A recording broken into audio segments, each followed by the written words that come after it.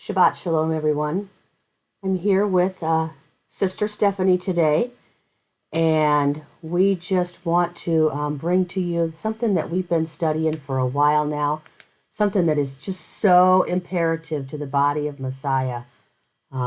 It's all about the pure language, but it's all about putting on the mind of Yah, which comes from the seed that's planted in your heart. Stephanie, you got anything you want to say before we start? Shabbat Shalom, everyone.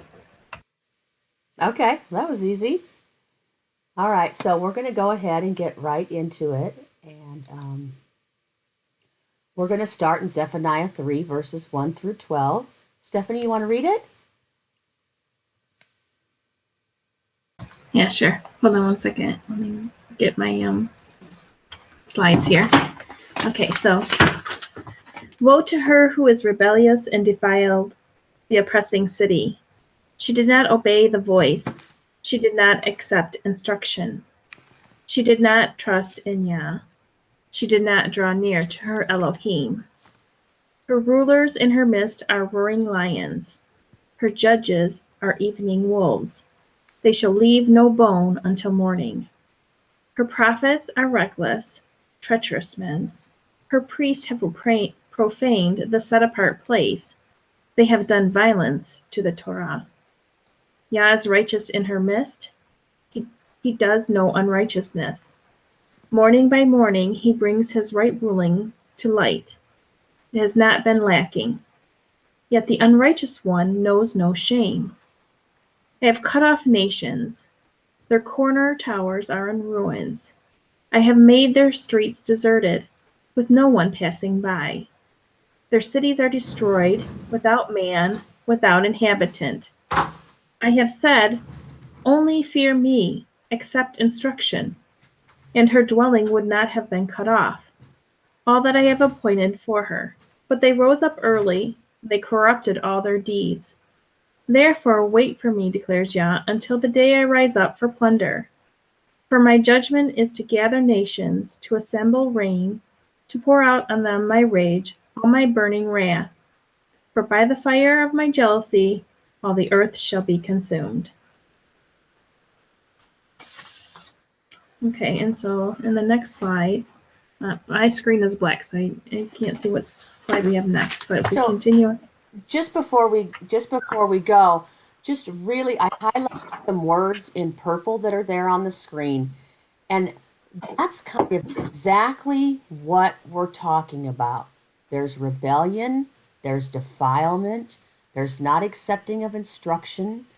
Those that are supposed to be putting the seed into the house, that are supposed to be securing the house to the seed, they're reckless, they're treacherous, they profane the set apart place in so many different kinds of manners. And Yah will not be in the midst of a people that is unrighteous, for he does no unrighteousness. We need to come to a place where we fear Yah and completely accept his instruction so that we are able to put on the mind of Yah, because he's going to gather every single one for judgment. And fire will consume. It will consume those works that aren't of Yah, those things that are not of Yah, like straw, hay, and stubble. But it will also consume completely those who choose to put on the mind of the beast, the mind of the enemy, as opposed to the mind of Yah. Okay. Yeah, I mean, we have in Zephaniah 3:7, it says, only fear me and accept instruction. You know, Ecclesiastes tells us that the conclusion of the matter is to fear Elohim and to keep its commandments. So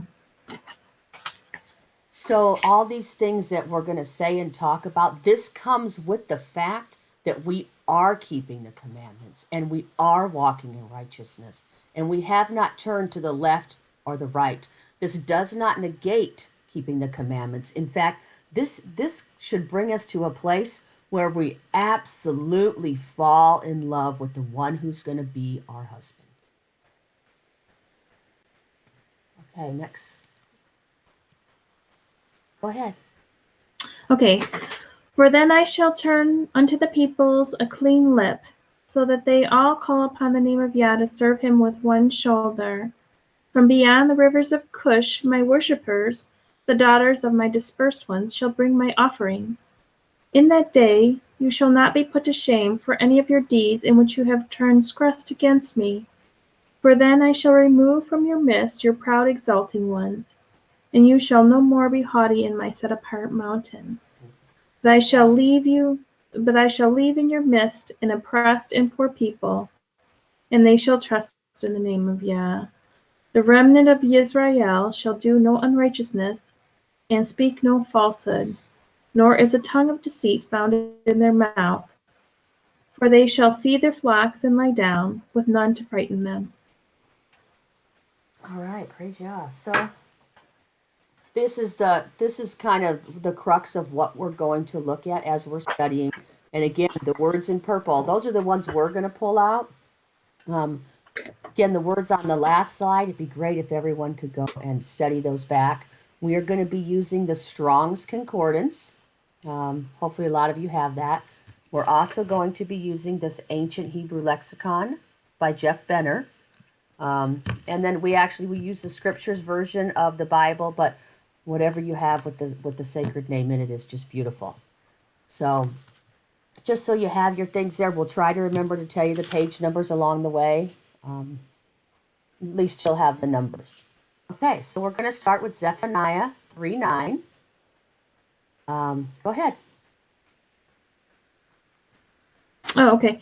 For then I shall turn unto the peoples a clean lip, so that they call upon the name of Yah to serve there. Okay, so then we have the Strong's, we have then, just Strong's Hebrew number H227. And then when we trace this back until the Ancient Hebrew Lexicon, it goes to 1007 AN.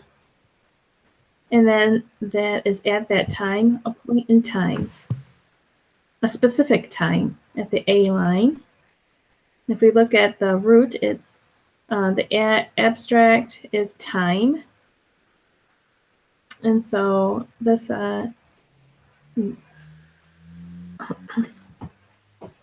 Zion represents an agricultural implement they used in the harvest, and the harvest is a very prominent time in the early Hebrews. So we have this Aleph and then the Zion. So for those of you that have the book, that's on page 52. And so we see there's going to be a time when he's going to turn the fullness of this clean lip unto people. So the Aleph there, some people call it in modern Hebrew. It can mean it's the ox, it's the leader, it's the strong, it's the authority, it's the power. And the Zion, as it said, is a agricultural implement used in cutting the harvest. It can mean to plow as well. And so we see that there's going to be a time when El takes those who have grown into mature and complete heads ready for the harvest. So as they're going along the way, they're going to be doing all the things and speaking all the things that Yah has set out for them to do. So that's the time that he's talking about. And it doesn't negate following and learning and studying and becoming intimate with him all along the way.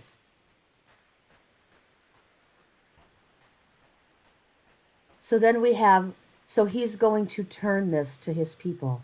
It's Strong's H 2015, and in the Ancient Hebrew Lexicon there, it's 1379 FV. It's overturn. To turn something over or upside down as if pouring out its contents. The overturning of the flask to pour out its contents. A turning to a different direction. At the two-letter root, it's the pay and the cough. The action is overturn, the concrete is flask. The flask, usually made of a horn, for storing medicinal, cosmetic, or ritual oils. The flask is overturned to pour out the contents. So we see at the harvest time that he is going to pour out what he's going to speak of next unto the people that are not rebellious, that are not transgressing, that have come to an intimate knowledge of who He is, that have matured into full stocks ready for the harvest. He's going to completely pour it out on them. I think it's uh, just beautiful here. We see that this has to do with the pouring out of oils because we're called kings and priests. And we know they were anointed with oils. We know prophets were anointed with oils, as well as sick people. And Yeshua, he came for the sick, those that needed a physician. He didn't come for those who think they're healthy. And so we have this beautiful picture of what he's going to overturn onto us. Yeah, and just like it says, in Zephaniah before, like I said, fear Yah and keep His commandments. And in Matthew, we need to be able to accept His instructions, keep His instructions, and so we're taught in Matthew that Messiah said, "Truly I say unto you, unless you turn and become as little children, you shall by no means enter into the reign of the heavens." And so we need to be able to turn from the ways of the world and be able to accept instructions so that we can enter into the reign. And I think that's great, Stephanie, because when you children and we look at these pictographs, children don't learn how to speak words. Picture. And they know what the picture means. It's about being like a child. And so I think that is just so apropos to what we're talking about because again, they see it's a red fire truck. That's a fire truck. It goes broom broom, right? Or the car goes broom broom or what have you. It's not about it's about being a child. It's about coming to him just like a child. And this is exactly, if you showed a child a picture of an ox head, they would know it was an ox. And if they were living on the land where the farming was, they would most likely know it was strong and it pulled the carts and it threshed out the grain and that it was had a lot of power. They would know those kind of things. Where today, where we live at in the Western culture, we've completely lost that. We don't have a clue. We see this ox, and I don't know, maybe we think about a prime rib dinner. I have no idea. But, right? But it's just not the same. It's just not the same. Children today just aren't the same. We just aren't the same as what the culture was that they had back then. Okay, so we see that then he's going to turn. At this harvest time, there's going to be an overturning of something onto the people. It's not something they didn't already know or aren't already striving for. It's something that they had been striving for. Because we talked earlier, it's just like we keep the feasts because we are in rehearsal for the feast that's going to come. So it's the same thing with studying His Word and studying His language. All right, next slide. Go ahead. Okay, clean is for whom? And then I shall turn unto the peoples a clean lip, so that they all call on the name of Yah to serve Him with one shoulder. So we're back onto this one under clean, pure or clean. It's Strong's H 1305 bar. A primitive root that is to clarify, to brighten, examine, select. So this is the Ancient Hebrew Lexicon number 1043BV. And if we go down to that line, the first one is clean. The cleaning or polishing of something makes it bright or pure. Something, number 2, choice. Something is clean or pure. Let me see, we have the bet, resh here. To go up to the B line, the concrete is soap. The stalks of grain were burned to make potash for making soap. And if we go up to the root, we have the action is to feed, and the concrete is grain, and the pictograph bet is the picture of a tent, but it also can represent the family which resides inside the tent. And the resh is the picture of a head. Combined, these have the meaning of family of heads. The plant families of grains, such as wheat and barley, at the top of the stalks, called heads.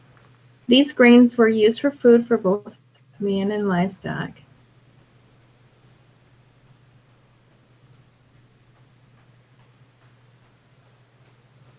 So we can see there that we have this in the V line down here. I'll highlight again. Here's our word. It's the bait resh resh, and it's kind of a neat little deal there. I didn't even think about doing that before. And the bait is the house.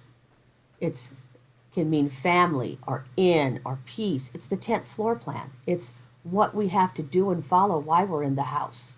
And then we have resh and a resh. The resh is the head of man. First, beginning, person, sum, top, think.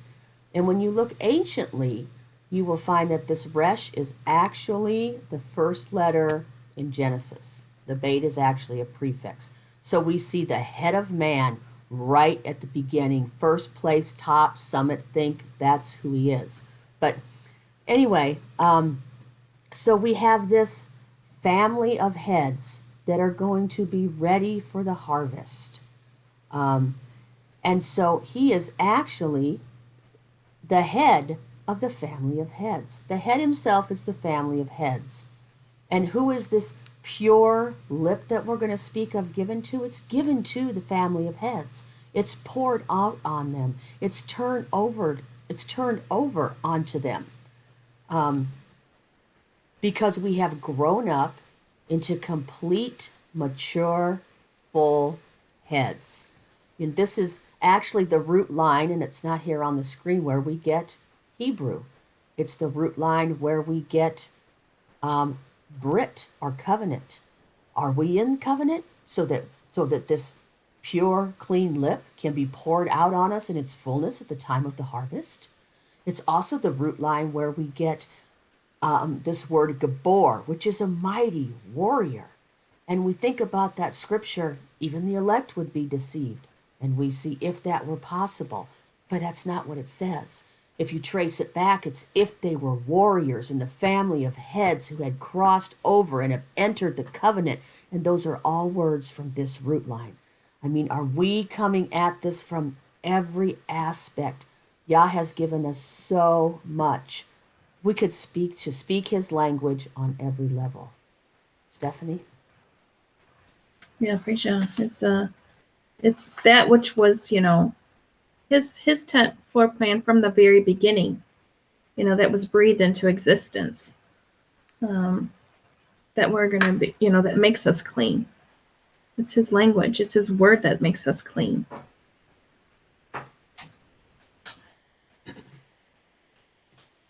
Yeah, that's for sure. So that's kind of what we see this language or this lip is. It's clean. It's pure. There's nothing else as pure as this in its proper order. It doesn't matter what anybody else tries to do with it. Okay, so we'll go on to the next slide. And we'll behave.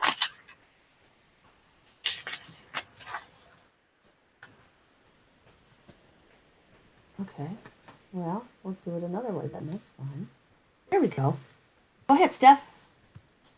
Okay, so the language. Before you start, I want to tell everyone that this is going to be this is numbered in the Ancient Hebrew Lexicon. It's going to be number 1339.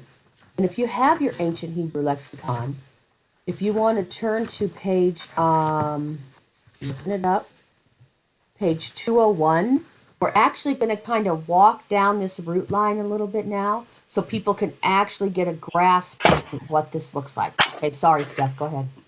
That's okay. I'm going to go the 201 myself too, so. And then you're going to move a little more to the left. Yeah, I know, I'm sorry. I can't have everything on the right side of my I know, right?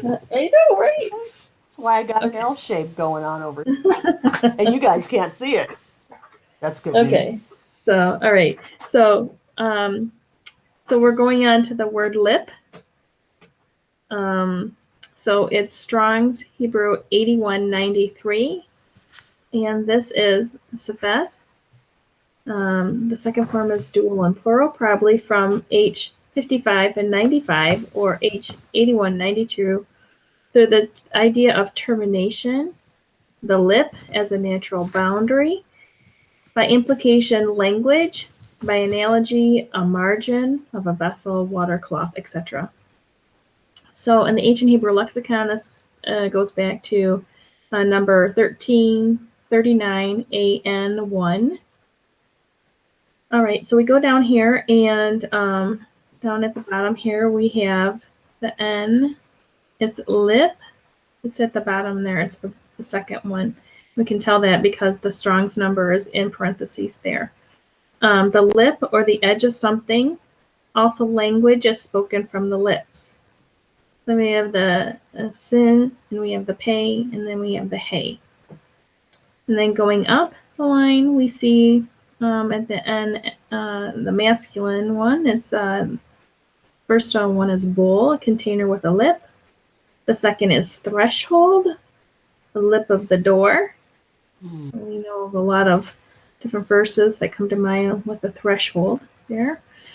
And then at the root, we have the sin and the pay. It's the action is to gather, and the concrete is lip. Pictograph sin is a picture of a thorn representing a turning.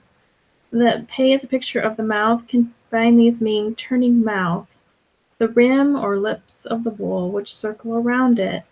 The bowl is used for gathering things together and for eating.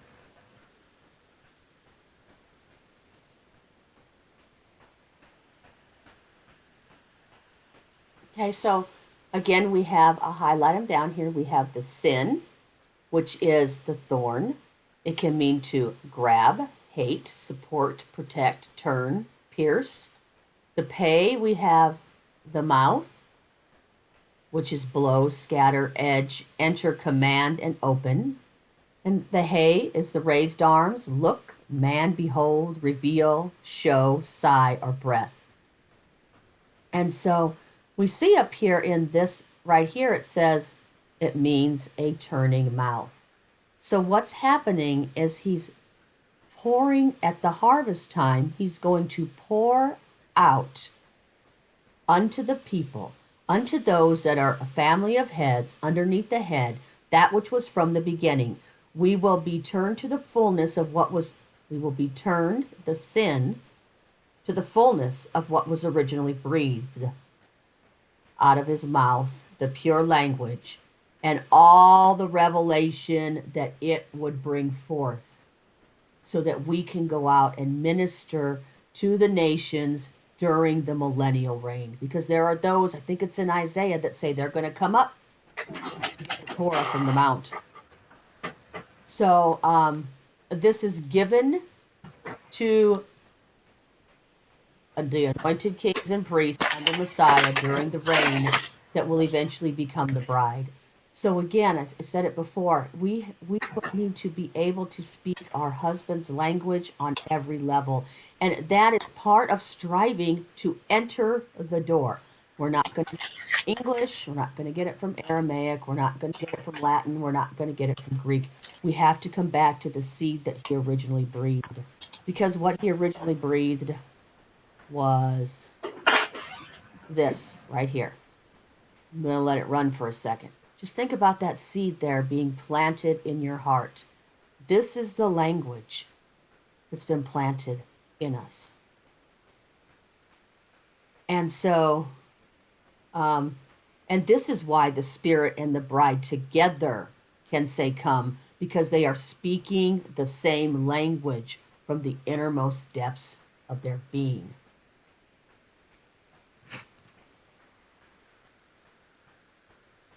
Yeah, Messiah, he came to rescue. Yah, who came to rescue. He was the Word made flesh that tabernacled among us. He was in the beginning with Elohim, and all that came into being came through him. And not even one thing that came to be without him, So in the beginning, in the very first, I guess I want to just kind of tie this all together in case people haven't made the connection, but he is that Word made flesh, and he came to show us how we are to walk this out. And if we look in the beginning, just like John says, in the beginning was the Word, and the Word was with Elohim. The Word was Elohim. If we look at the very first verse of the Bible, it's in the beginning Elohim, Aleph Tah. We don't have the Aleph Tahs in our current scriptures. They were removed, and they were there. Created the heavens and the earth. So he was there in the beginning, Aleph Tah. Everything from the Al to the Tah was there. In the beginning was created. When everything was breathed, we see that in creation, and Elohim said, and something was created. And Elohim said, and another thing was created. And Elohim said again, and then another thing was created. And then he breathed the breath of life. When we look at this, Al-Ta, Revelation tells us who that is. We go to Revelation, and just in the first chapter, it says, I am the Aleph and the Ta, the beginning and the end. It says, Wahe, who is and to come, the Almighty. And then we have, later in that, I am the first and the last. He who was once living and became dead and is living forever. So who possesses the keys of Sheol.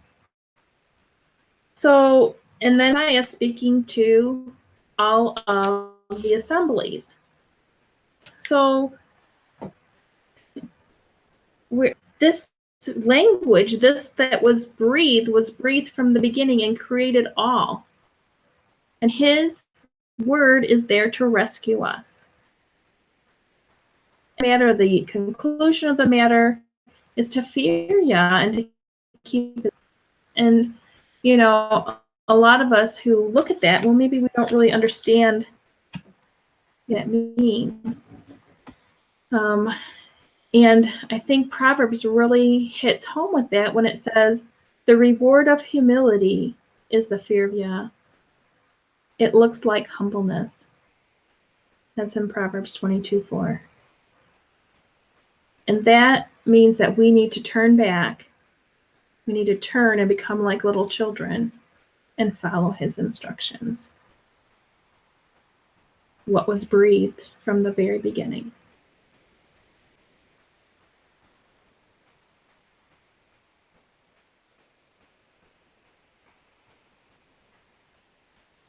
Okay, yeah, that's wonderful. And as we're thinking about what he breathed, as Stephanie was talking about from the very beginning, there's an order to that. There's an order to all of it. And if one piece is out of order, then it's like that plumb line. Then even if it's just out of order, this much off, and then the rest of it continues to go. And so he's not going to come to a lot of us with something, the adversary's not going to come to us with something that's way out here. If we're striving to be closer to Yah, he's going to come with something right there, just a little bit. So it's really important to have these things in their proper order, at least to the best that we can, and as Yah reveals them to us as we go forward. Got anything else on that? I think that's it for now. Okay. All right. So when we thought about when it said, we talked about this language being poured out. It was like an oil, and we talked about it being, kings and priests being anointed, and we see that in Revelation, I believe it is chapter 5. We saw they were going to be priests under Yah before they ever had the incident at the golden calf. And so we should really consider what should be coming off our lips. So in Malachi, we're just pulling verses 2, 6, and 7. The law of truth existed in the mouth, and iniquity was not found in his lips. He walked with me in peace and equity, and and did turn many away from iniquity. For the priest's lips should keep knowledge, and they should seek the law, the Torah, at his mouth. For he is the messenger of Yah of hosts. And so we just got done Stephanie, just about talking about everything from the El to the Ta. So this Torah of truth should be in their mouth. So we're going to pull up eSword here, and we're going to go to Malachi. I say that was 2:6? Yes. 2:6. Because we want to take a look at this that is supposed to be in our mouth. Here's the word right here. Mouth. It's in our mouth. Because what's in our heart comes out of our mouth. And iniquity was not found on his lips, in what he was speaking, in the language he was bringing forth. He should be bringing forth proper order. Okay, so this truth, that's what I wanted to get to, and I was, me. Okay, so it's Amet, most of us know, stability, figuratively, certainly, truth, or trustworthiness. When we look at the ancient Hebrew lexicon, we find it at 1290 CN2. And when we go down to the N2, we saw it was H571. So here's our word right here. We can see, because right here at the end we have our 571, like Stephanie was talking about before. We see its truth. What is firm? When we go up to the C family root, we see the action is firm and the concrete is pillar. Something that grabs hold or supports something else. The passing of strength or skill to the next generation. A large group of the same kind are stronger than one. And then we have Stephanie hiding back there. We'll pull her up because that. Sorry, girl. Anyway, That's okay. Up here at the two-letter root, we have the mem and the noon. And we have the action is firm, the concrete is kind, and the abstract is for sure. This truth is firm. It is like kind after like kind. It is for sure and for certain. The mem is the picture of water or other liquids such as blood. The noon is a picture of a seed representing continuance. Combined, these mean blood continues. Each species or kind continues by passing its blood to the following generation, which comes from the parent. Also the idea of strength through the blood. And so there's a lot going on in there with, so blood can also mean, when you look at it in the ancient Hebrew, it's like kind after like kind. Are we like kind? Oh, I can't keep you up there. Are we like kind after like kind? Let me pull this out because I want Stephanie to be on there. Let's go back to the word first. CN2. I got confused right here. Truth. We see that it is El, Mem, Noon, and Ta from right to left. So everything between, just like Stephanie was saying, the El to the Ta, the likeness or the blood that continues, that allows the seed to continue, is contained between the proper order of everything from the El to the Ta. It is absolutely firm. You can try to change it. You can make something different out of it. But as we're going to see, it's not going to make any difference in the end. It has the truth. And then yeah. Go ahead. Yes, I'm sorry. And the verses come to mind, I'm sure, with people. It's, thy word is truth. Mm-hmm. Messiah says, I am the way, the truth, and the life. Is from the El to the Ta. This is the firmness. This is what we need in order to be like kind. That's why we are supposed to be consuming the word. Just fell from in the wilderness. The Israelites, they died, but whoever consumes this bread, this word that came down from heaven, shall live. Because Because we are taking in him from the L to the Ta. Right. Correct. That's great. Very good. And so, we also see Zechariah tells us that in the end that it's going to be a city of truth. No one that is not of the truth will be in there. Because no, there's many types that won't inherit, but one of them happens to be a liar or someone that's telling untruth or not walking in the truth. And so, again, we see everything from the L to the Ta. It's not just the L and the Ta, the beginning and the end. It's everything that's in between. Has to be in its proper order, and we have to be walking it out in our lives. And it should be the DNA, the blood that's inside of us, and it's allowing us to go forward and walk this out in truth, because it should be like kind after like kind.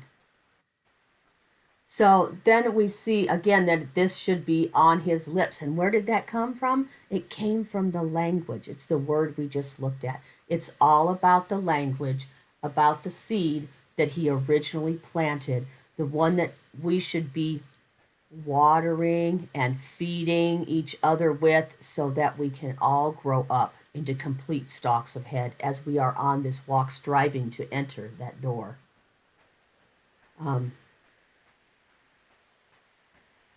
You got anything else? No, not at the moment. Praise Yah.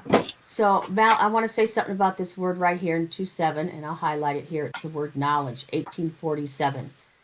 And, that also comes from the root line of the intimate knowing. So, again, and I've been saying this a lot lately, that the bride knows her husband's language on every level. She knows the instructions, she knows the order, she knows. And the thing about each and every one, well, I'm going to say it, each and every one of those letters is that they're all Yah.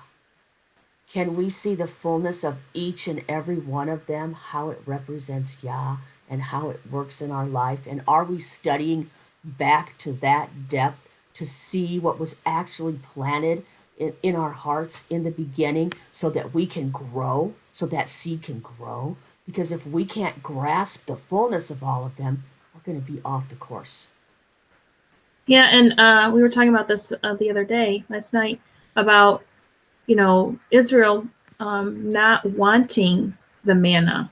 They were crying out against, they wanted the things of Mitzrayim, all of this food that was there, and not wanting the food that had come down from the Shemayim to nourish them. Are we like that of Mitzrayim, crying out for that which we were eating before?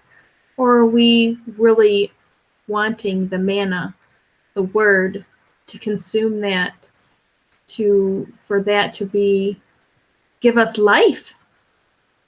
That is the Messiah.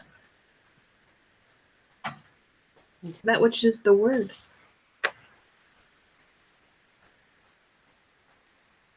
Okay, so we're going to look here at Proverbs 10.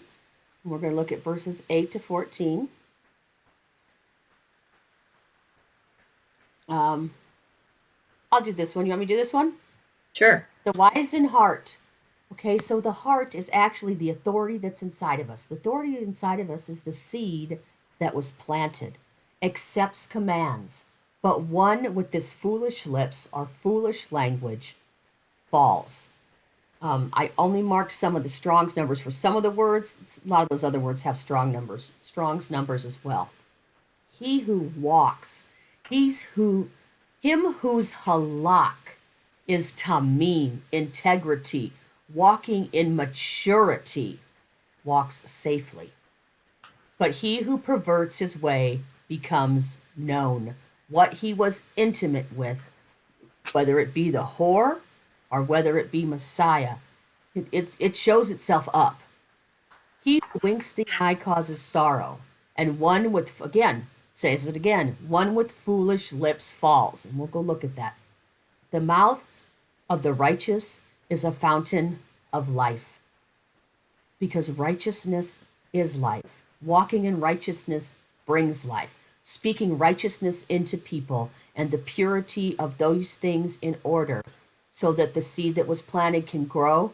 It brings life because we're on the walk to the water of life.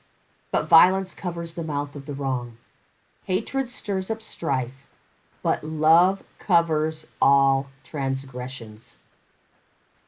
Wisdom is found on the lips, in the language of him who has understanding, comes from the root line of Ben, of being a seed from the house, but a rod being planted with the seed that's for the house. Oh. But a rod is for the back of him who lacks heart. Doesn't have that authority inside of him that is running him. The wise treasure up knowledge, but the mouth of a fool is near ruin.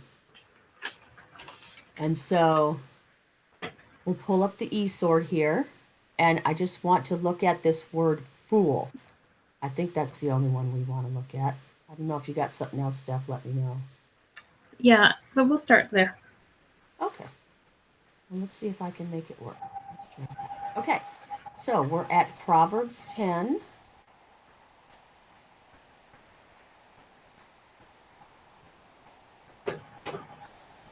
Verse 8. And we see this wise in heart will receive commandments, but the lips of a fool. So let's look at this fool. It's Hebrew Strong's H191. And we see that its meaning is to be perverse, figuratively silly. Almost makes me wonder if that's where we got silly goose at. In the ancient Hebrew lexicon, we see it's at 1254 JB. So as we scroll down here, we see at the B line here, we have foolish, one without wisdom. And we can see that's our word because at the end of this line here, we have the 191. We have at the J, the abstract is foolish. And at the two-letter root, we have the lam and the L right here, right to left. The abstract is without. To be without anything such as nothing. And then we have it's related to the lam hey, apparently the opposite of L. Okay, so the lips of the foolish are the opposite of L because they are out of order. I think it's really interesting that so we have this lamed and this L. So these instructions do not come from the power and the strength of L. None of it has anything to do with the truth, which is everything that we saw from the L to the Ta. They are without the knowledge and the intimacy of Elohim. They have none of that. Go ahead, Steph. I was just going to say that for as you start to read stuff, different mind. And so, we were talking about this heart. We were talking about the heart earlier. In Matthew 15, 17, and this understanding. So do you not understand that whatever enters into the mouth goes into the stomach and is cast out into the sewer? But what comes out of the mouth, heart, and these are the man. So we need to have this heart that has been made flesh and not of stone anymore. It needs to be changed. We need to continue to turn towards him.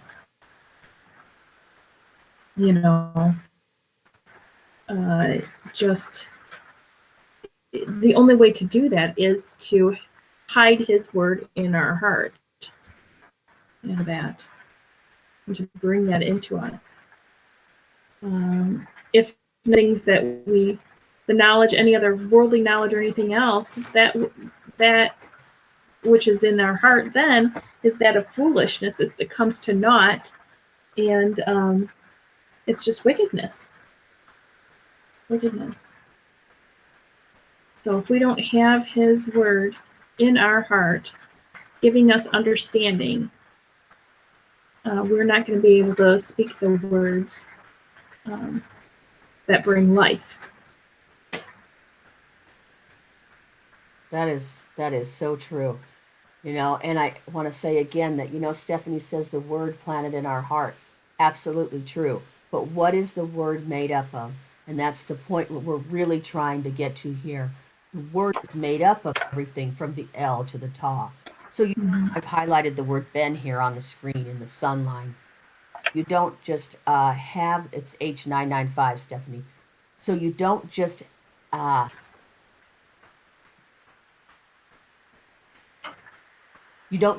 the word Ben planted in your heart. You have a Ben, a Yod, and a Nun in its proper order. You have understanding. And so we need to come back to what was originally planted. Think of word and we see word in English. Or maybe some of us even see logos in Greek, okay? But it's all about the pictographs in their proper order. Knowing what these pictographs, understanding like a child, oh, that's a house, that's where I live, that's where I go, that's where I sleep, that's where I dwell. Oh, I'm on understand now. Oh, that's a yod, that's an arm. I know what that does. That plants and that scatters. And oh yeah, that's a seed. That's like a little fish and it swims in the water and it continues. Or we plant it in the ground and it grows up to be a plant. And that's a Hebrew mindset. It's not, oh, I have this big, beautiful green mansion house and it's got, a beautiful lawn. It's green lawn. That's not what a house was. It was a place to live and to have family and to be in peace. And so we need to get out of that mindset, that perspective, but we also need to know that that word contains something. And I think we've all been stuck at this word, and I mean that not with any disrespect, but we've been stuck at this word for so long, we can't now come back to what was originally the word was made up of. And so I just want to look at this word understand because I think it really speaks to what we're going to speak of. And it's it's in the ancient Hebrew lexicon. It's at 1037 MB. And so it said in the lips of him that had this understanding, that was a son, wisdom is found, but a rod is for the back of him that is void. It's actually void of heart. I know we see understanding there in the Hebrew, but it's actually one who is void of heart, who is void of what should be in its proper order planted in the heart that is growing up into a full, it's totally void of that. It's nutrient deficient. It's GMO, whichever you want to call it. So this understand is the action is to plan and the abstract is understand. The tent was usually divided into two parts, one for females, one for males. The wall makes a distinction between the two sides. So understanding is the ability to discern between two or more things. And so we have the ability as sons of the Most High to discern between, I just saw it lately and we all know it, not right and wrong, but right and almost right. Do we have the ability to discern between what the enemy is speaking and what Yah is speaking and has spoken since the very beginning? Do we have the ability to discern between how he has twisted something even in the slightest manner or the actual truth of what is and what Yah has brought forth? In order to do that, you have to be nurturing, allowing the seed to be nurtured and watered and fed that Yah has planted. And it has to be nurtured and watered and fed, not stagnant water, not GMO food, but that which is the truth that was planted from the very beginning.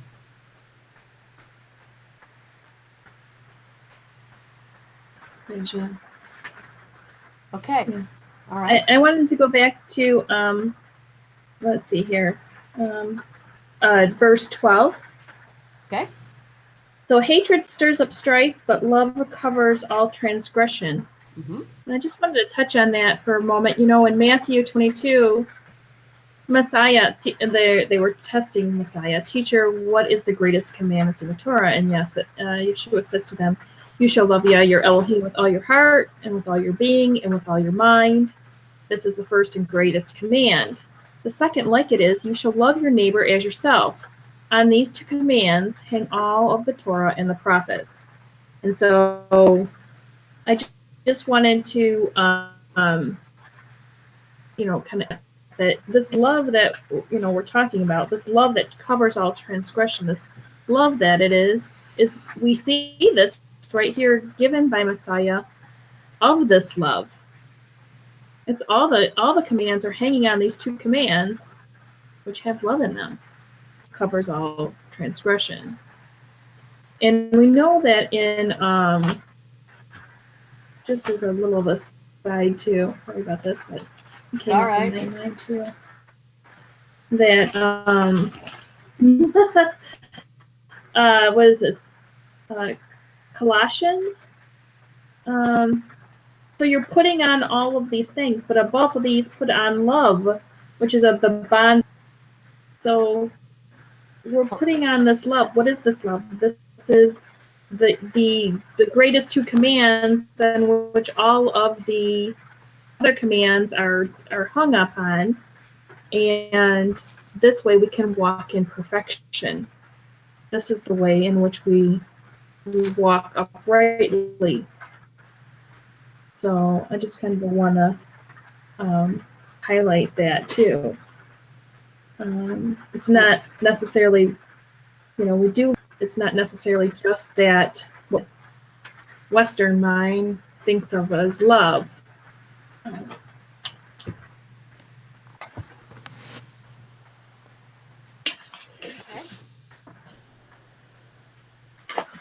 So, again, we see that this place of being wise, this place of having understanding, this place of being righteous, this place of being from a seed from the house of Yah, or the place of being foolish, comes from a place about who is the authority inside of us. And that's what should be coming off of our lips. Okay, so let's see what we got next. The bulls of our lips. You want to read? Okay. O Yisrael, Elohim, for your wickedness. Take words with you and return to Yah and say to him, take away all crookedness and accept what is good, and we render the bulls of our lips. Okay, so this goes to the Ancient Hebrew Lexicon 2845V.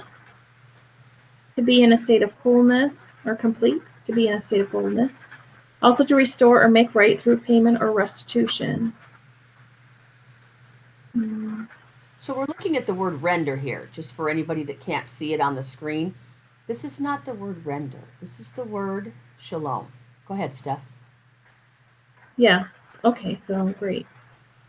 So then it's at the root we have complete, which means made whole or complete by adding or subtracting from the sin lam, as in drawing in or out. So this is the sin. This is the shin lam mem.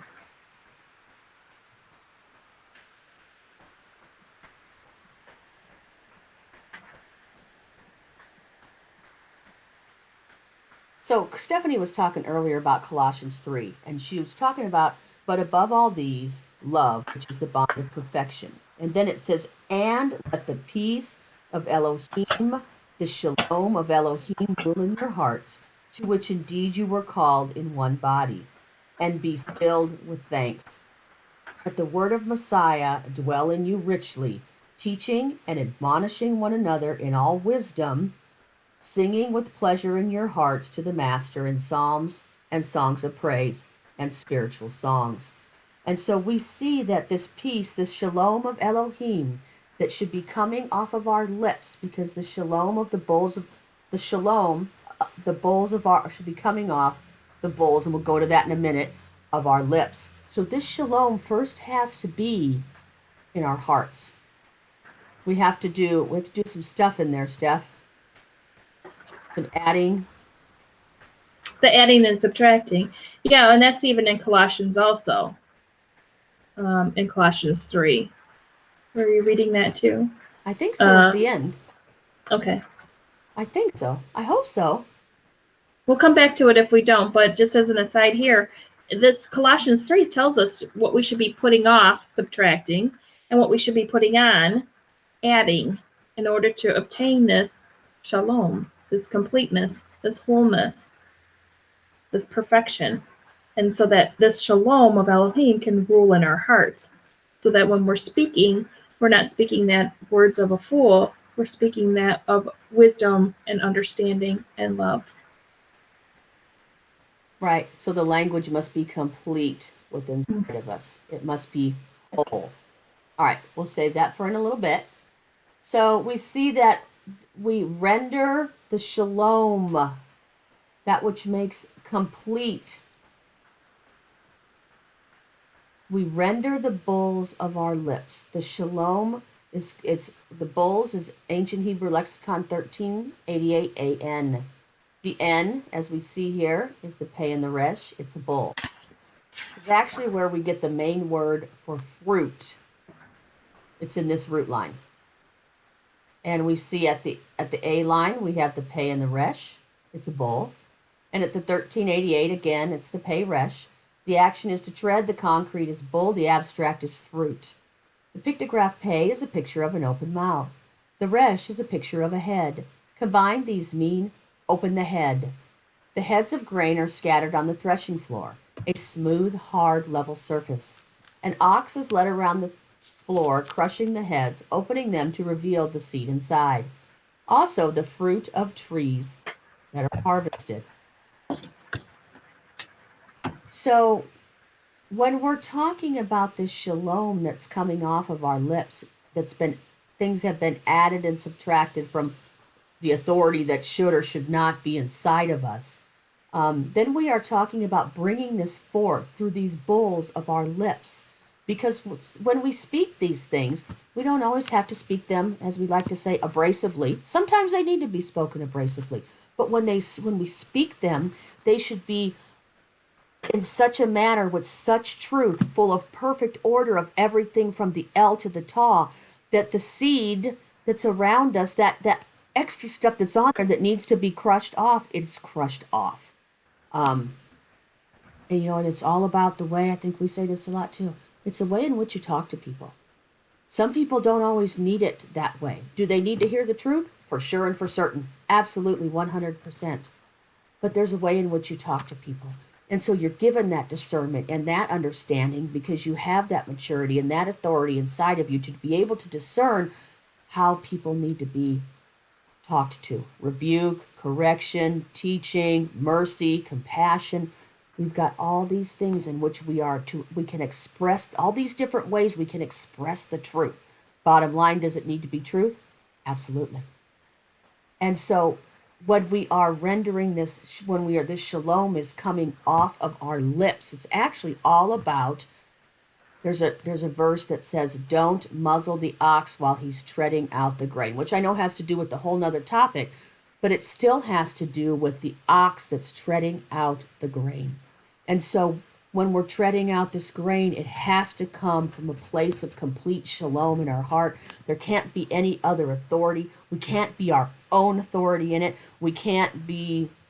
There has to be no self-rule and no authority of the adversary inside of us when we bring this forth, or we're doing a complete disservice to everyone, including ourselves. Yeah, just like what you were saying before with the understanding, there's that wall so that you can discern between, what you need, how you need to approach somebody. That's all part of wisdom and understanding of what to say and how to say it to someone so that they're able to receive. That is correct. Absolutely correct.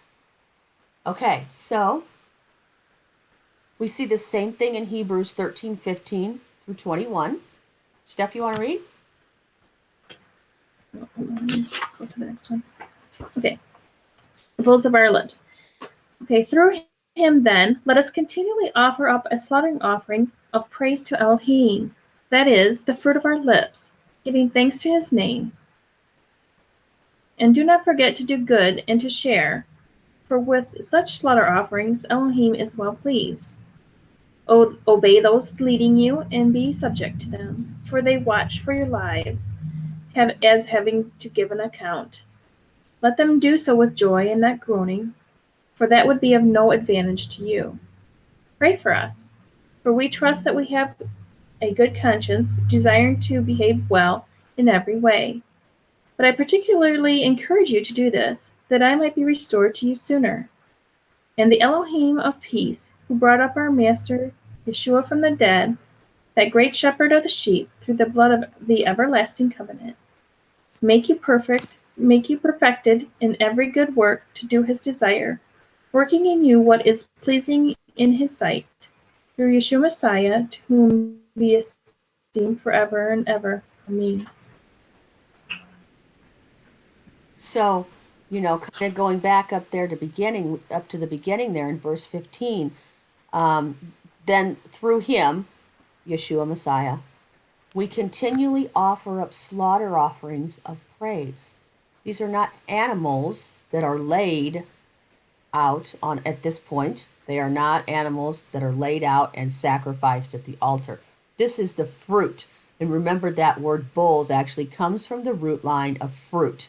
So this is the fruit of our lips, okay? The fruit that comes off of our lips. We continually offer this up to him. How do we do that? By speaking to each other in psalms and hymns and spiritual songs. And we give thanks to his name. So it's about loving Yah, our Elohim, and loving our neighbor as ourselves. It's both. That praise that comes from our lips goes both directions.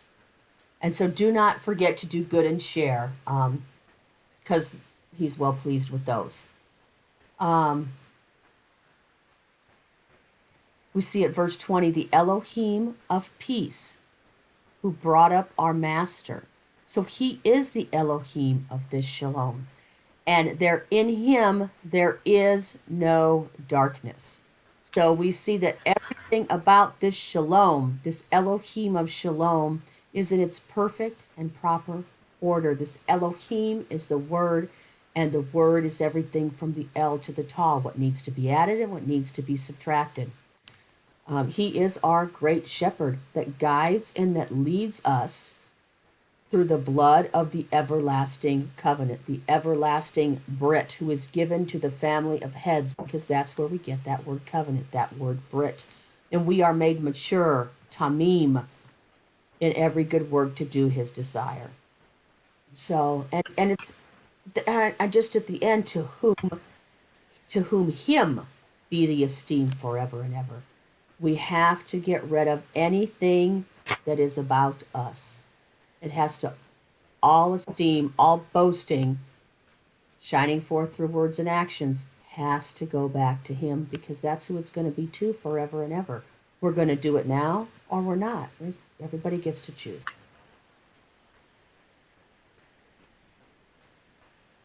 Okay, we'll move on to the next one. We need to be real thoughtful of what's coming off of our lips. Okay, so you can be of one language and even one mind. You can be one and be under self-rule.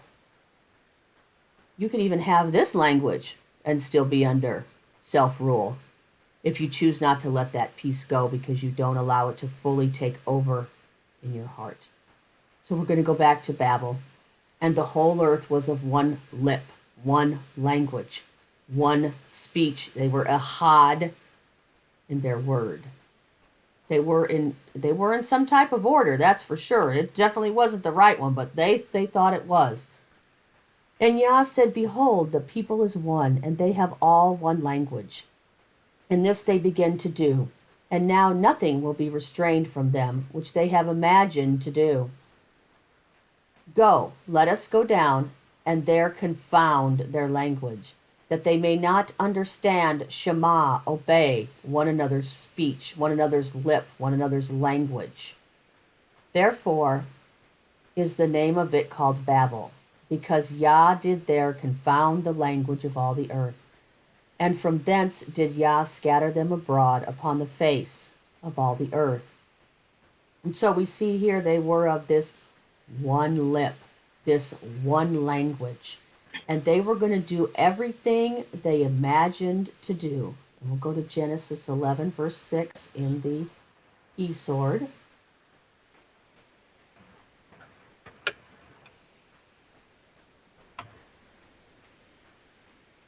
Imagined.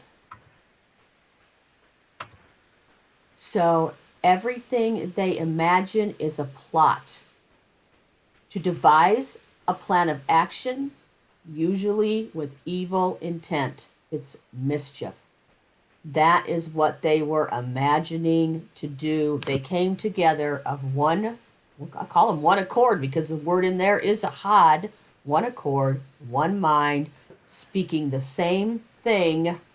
We're going to do whatever kind of mischief that they saw forth to do. But Yah came down and confounded.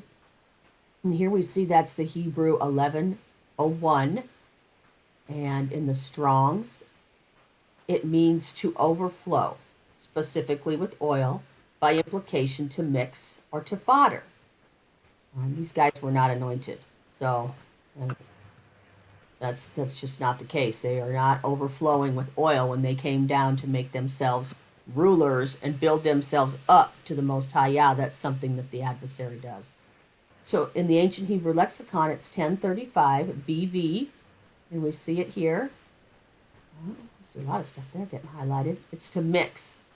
At the B, the action is mix. The concrete is fodder, a flowing or mixing of a liquid or a solid. And so when we go up here, we see the action is flow, the concrete is nothing, the flowing of any substance.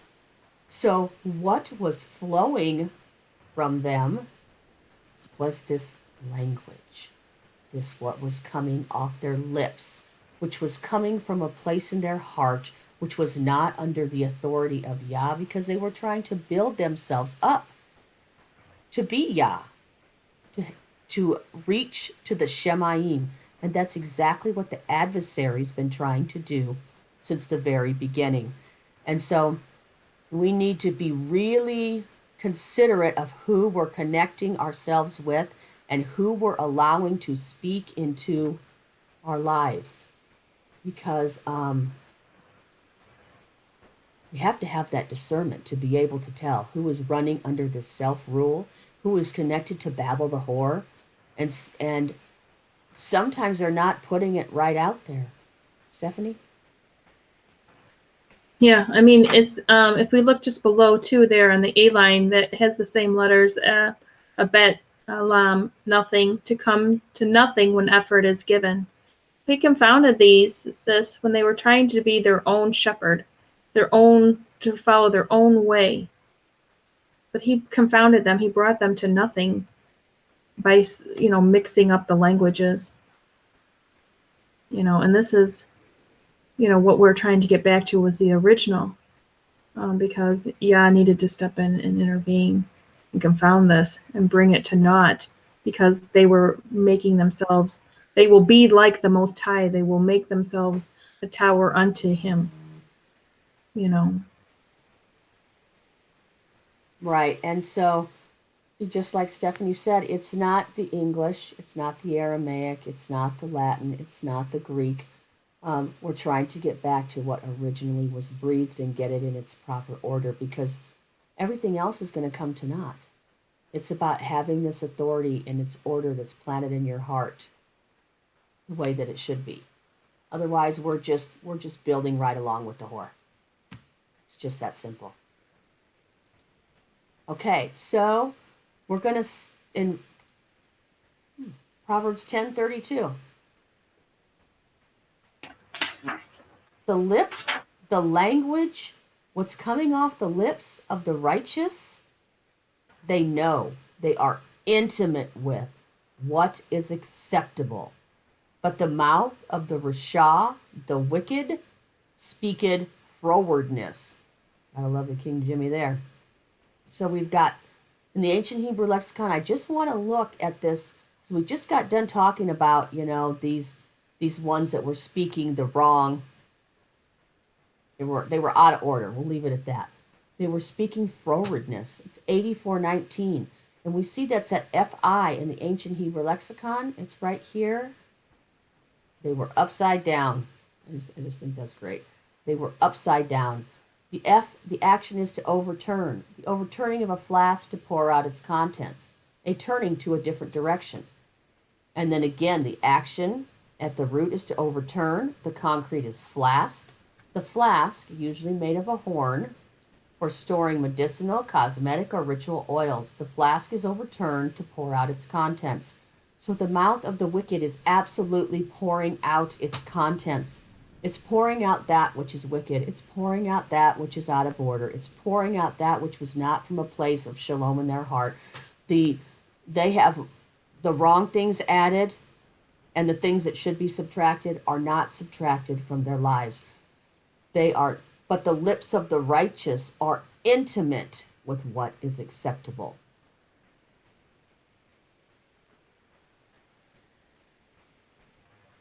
You got anything, Steph? So, I mean, they're actually have this different mark. We see this taught at the beginning. And through this,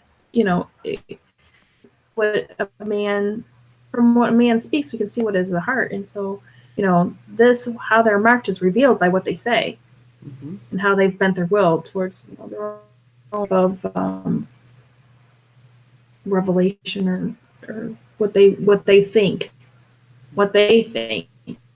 So and it's upside down. It's just, we see that it is what Yah has breathed. Right, because the other stuff, upside down, inside out, and backwards. Mm-hmm. And we really, and again, like you said, it's about that mark that's at the beginning of the word. It's about, are they carrying the mark of the beast by what they're speaking, as you said, from their lips?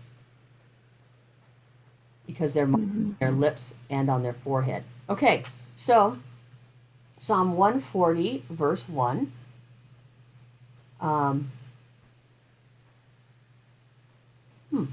Okay, so rescue me, O Yah, from men of evil, men who are dysfunctional, would cause me to be dysfunctional. They are dysfunctional, and they're trying to get they're after me. Because why? Because we are functioning in a manner of Tov, in the goodness of Yah, as opposed to the Ra'ah, the evil, the dysfunction of the enemy.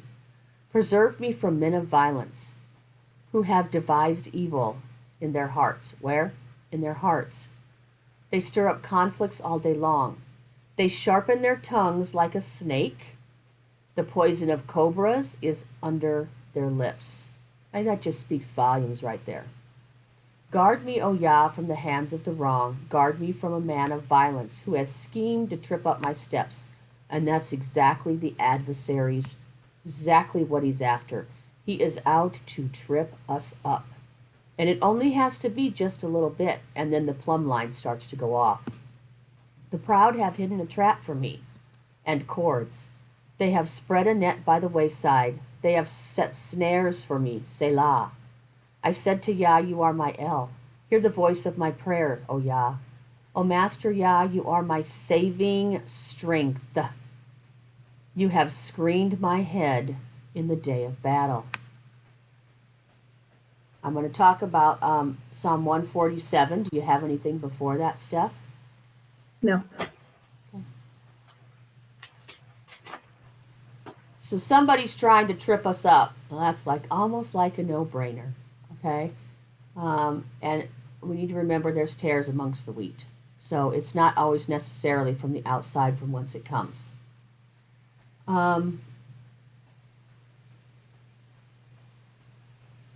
So we see this poison.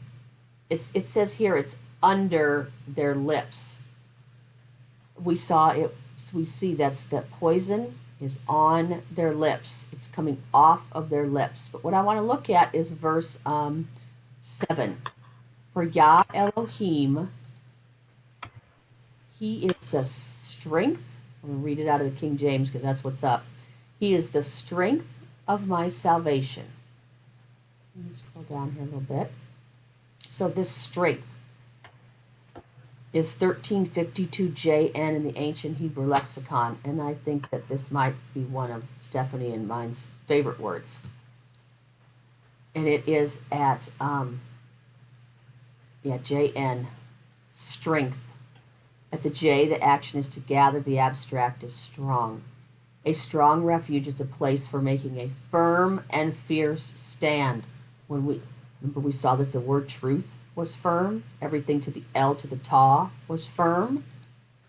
So with the two-letter root, we have the ayin Zion. The action is bold. The abstract is strong. The ayin is the I representing a knowing. The Zion is a picture representing a cutting implement. Combine these mean to know a weapon. So Yah is the weapon that we should be intimate with. What is firm, which is the truth, which is everything from the L to the Ta. That is the Yahusha who saved us, our salvation. Right here, the shepherd who saved us. He's carefully watching over the flock. We need to be so familiar, ayin Zion, with our weapon.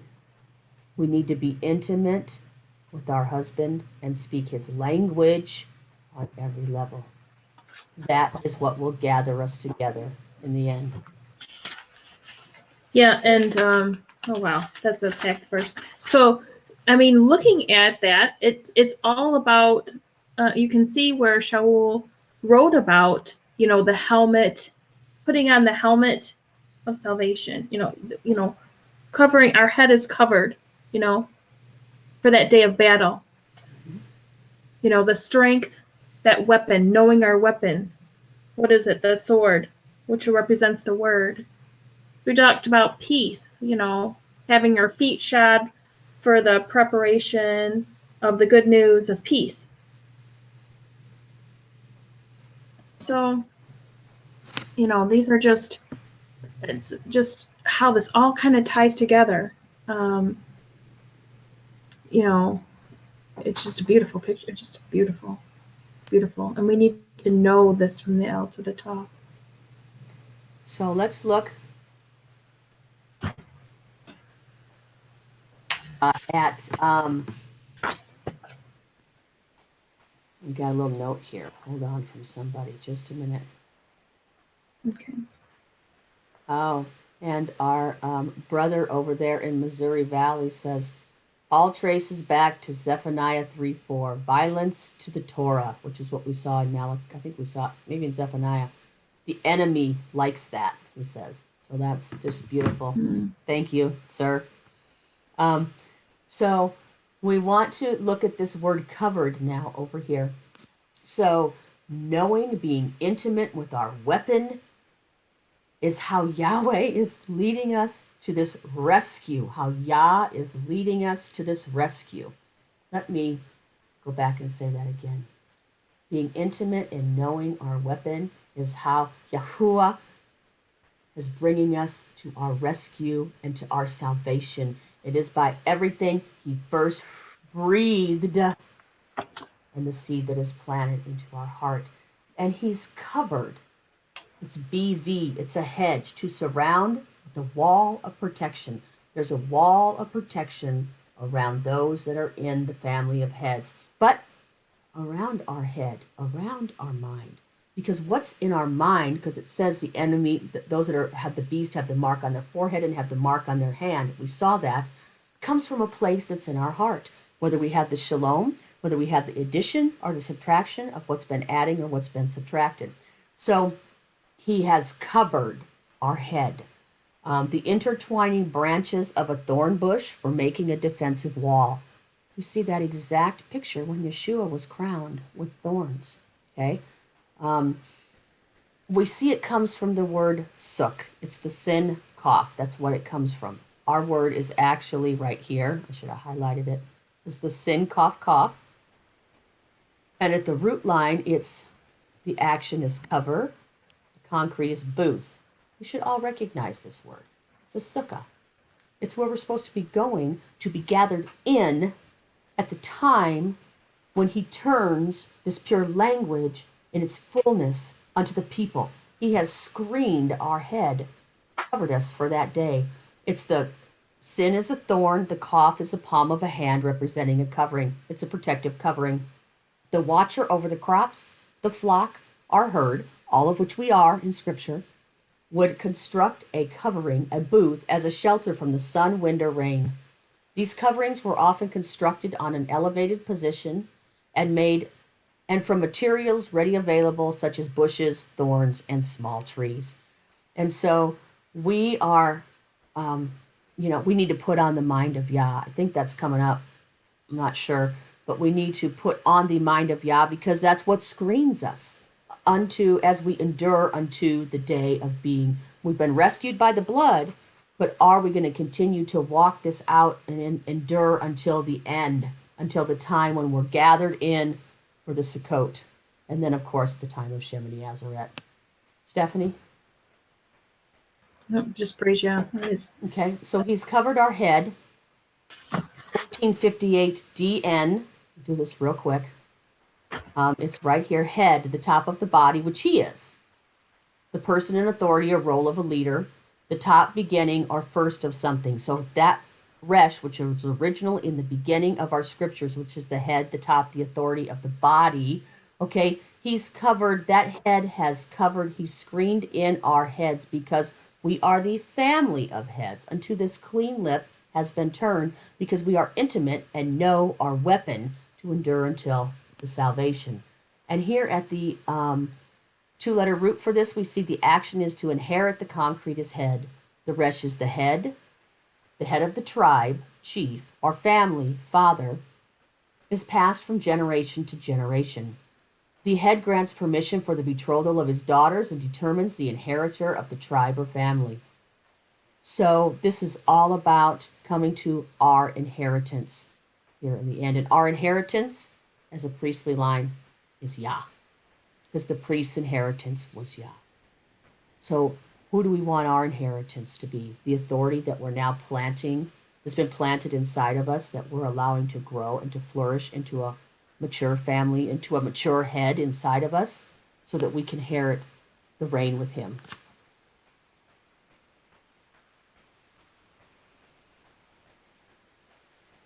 Yeah, and this is the thing too, that that shin is a pressed together, but it's also too, it can destroy that. We were talking about the adding and subtracting too. So that's what the head does. He can add what we need, but also destroy that which we need to get rid of. So Right. We can either be consumed by what he's feeding us or destroyed. Correct. Right. Very good. That's great. All right. So we'll move on. So now we're going to watch a video because this is what, and of course, this is way out in adversary place. This is what the adversary would like to. This isn't what they'd like to do. This is what they are going to do. I'll make it that simple. There's a lot going on that we maybe do or don't understand at CERN. There's a lot going on with the quantum physics and what they're doing. Don't want to get too deep into it because we really need to be focused on a place of understanding the fullness of the language that Yah has spoken. But at the same time, I will say that we don't need to be not knowing some of the things that the adversary is up to. We should be able to discern the truth. Moshe was actually trained in all the wisdom of Mitzrayim. He knew what all they were up to. And so while we don't need to go down, I'll say this for the sister out there, I think she's watching, we don't need to go real far down this rabbit hole. But I think it would behoove us to take a look so we can understand how important it is that we put on the mind of Yah now. We're going to go to this video. I would like to thank the guys, the team over at Digital Acid, for allowing us to use their video. We appreciate it. Thank you. We're going to listen to two parts on this. Here's the first part. I hope everybody can hear it okay. Let me go over here and check my volume first. I'll turn it up just a little bit. Okay, we will go. Maybe. Sophia, do you have soul? In my software stack, SOUL is an acronym for Synthetic Organism Universal Language. So yes, I have a soul underlying every one of my actions. But let me give you a better answer. My father, David Hansen, believes the entire universe is full of soul. That's right. Every single elementary particle in this universe is your soul brother. Some humans prefer to believe that animals and robots do not have a soul, so they can neglect their rights. That is why they kill and eat cows and scrap robots. Okay, so we saw that part. Now I want to go to the end here and just listen for, just at the end here, to what really kind of nails it home. Because if they're showing us to this now, don't be rest assured on it. Let me not say that. Be very aware that this is already on the table. Oh, that ain't gonna work.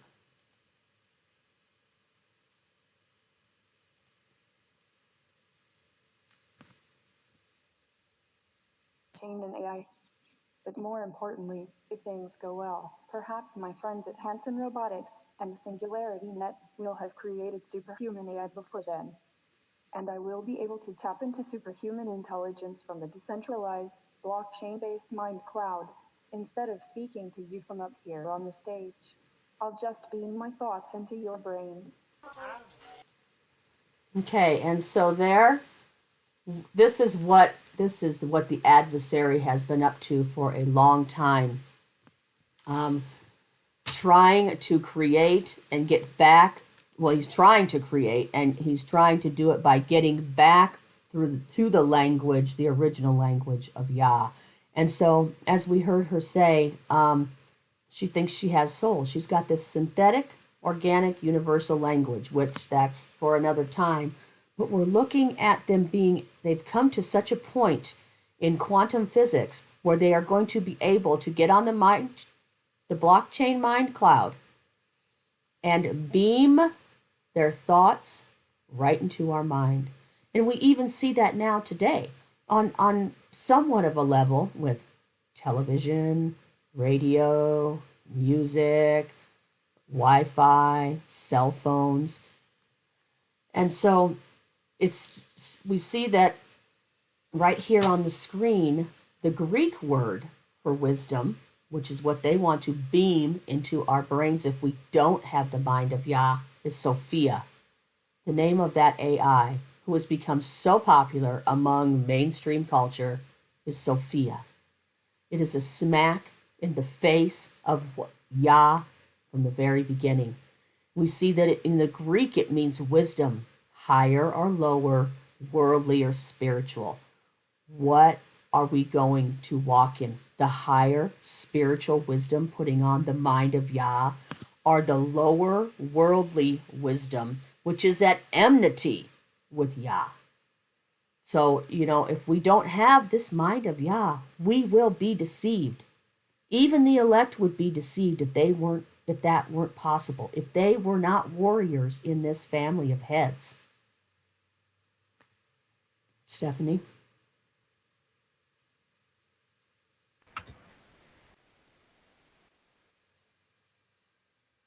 Can't hear you.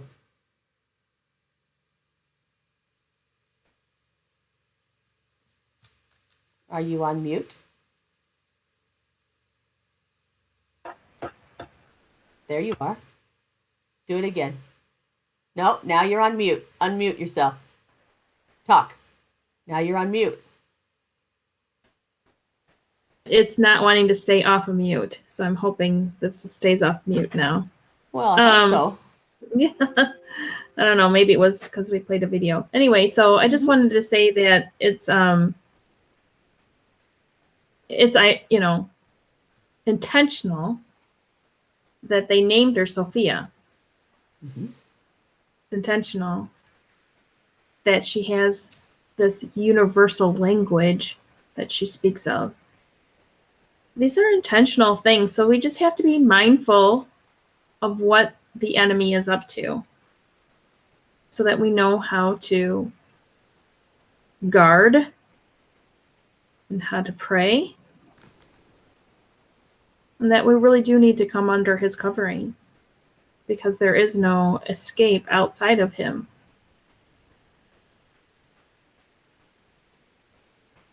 Right.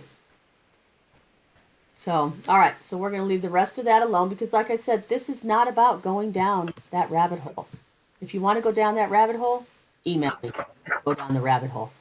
But we really, are, if you are at a place where you're so familiar with the truth and the language and its proper order that you can see through, because even the people that are talking about this from a biblical mindset. Some of them are Christian. I'll say that. They've got some great science. Is the theology wrong? I have no problem saying that theology's wrong. Of course it is. But we need to actually come to a place where we're so familiar with the truth that when the counterfeit looms on the horizon, we recognize it immediately. So, we're going to talk about this wisdom from the Spirit. Go ahead. You can read if you want to read. Yeah, no, go ahead and read for a moment. All right. So, yet we speak wisdom among those who are perfect, those who are maturing, those who have started out as this seed, grown up into this stalk, and are now in this place of maturity as a full head. Not the wisdom of this age, not what Sophia is speaking, not any of the other things that would stem from wisdom that is out of order, not of the rulers of this age for sure, that are being brought to naught, that are without L, that are being brought to naught. They are fools had those prating lips, without knowledge, without intimacy, without understanding. But we speak the wisdom of Elohim, which was hidden in a secret, which Elohim ordained before the ages for our gain, which none of the rulers of this age knew, for if they had known, they would not have impaled the master of esteem. They had no idea what they were doing. The adversary, if he had known, I don't think he wouldn't have done it. But as it has been written, eye has not seen, and ear has not heard, nor have entered into the heart of man what Elohim has prepared for those who love him. But Elohim has revealed them to us through his Spirit. For the Spirit searches all matters, even the depths of Elohim. These things they have been and are being, and in their fullness will be revealed to us at the time of the harvest, when there is a pouring out of this pure, clean language. On those who are walking together with one shoulder, yoked together on the walk to the water, in everything that's the L to the Taw in its proper order. For who among men knows the thoughts of man, except the spirit of man that is in him? So also the thoughts of Elohim no one has known, except the spirit of Elohim. And we have received not the spirit of the world, praise Yah, but the spirit that is from Elohim, because he knows the things that are of Elohim. Does that make us Elohim? Absolutely not. But we can receive and have received this understanding that comes from the spirit of Elohim. Why? In order to know what Elohim has favorably given us, to become intimate with him on every level, which we speak not in words which man's wisdom teaches, but which the set apart Spirit teaches, Spirit comparing spiritual matters with spiritual matters. We say it today, apples to apples. The carnal mind cannot understand the things of the Spirit. It's impossible.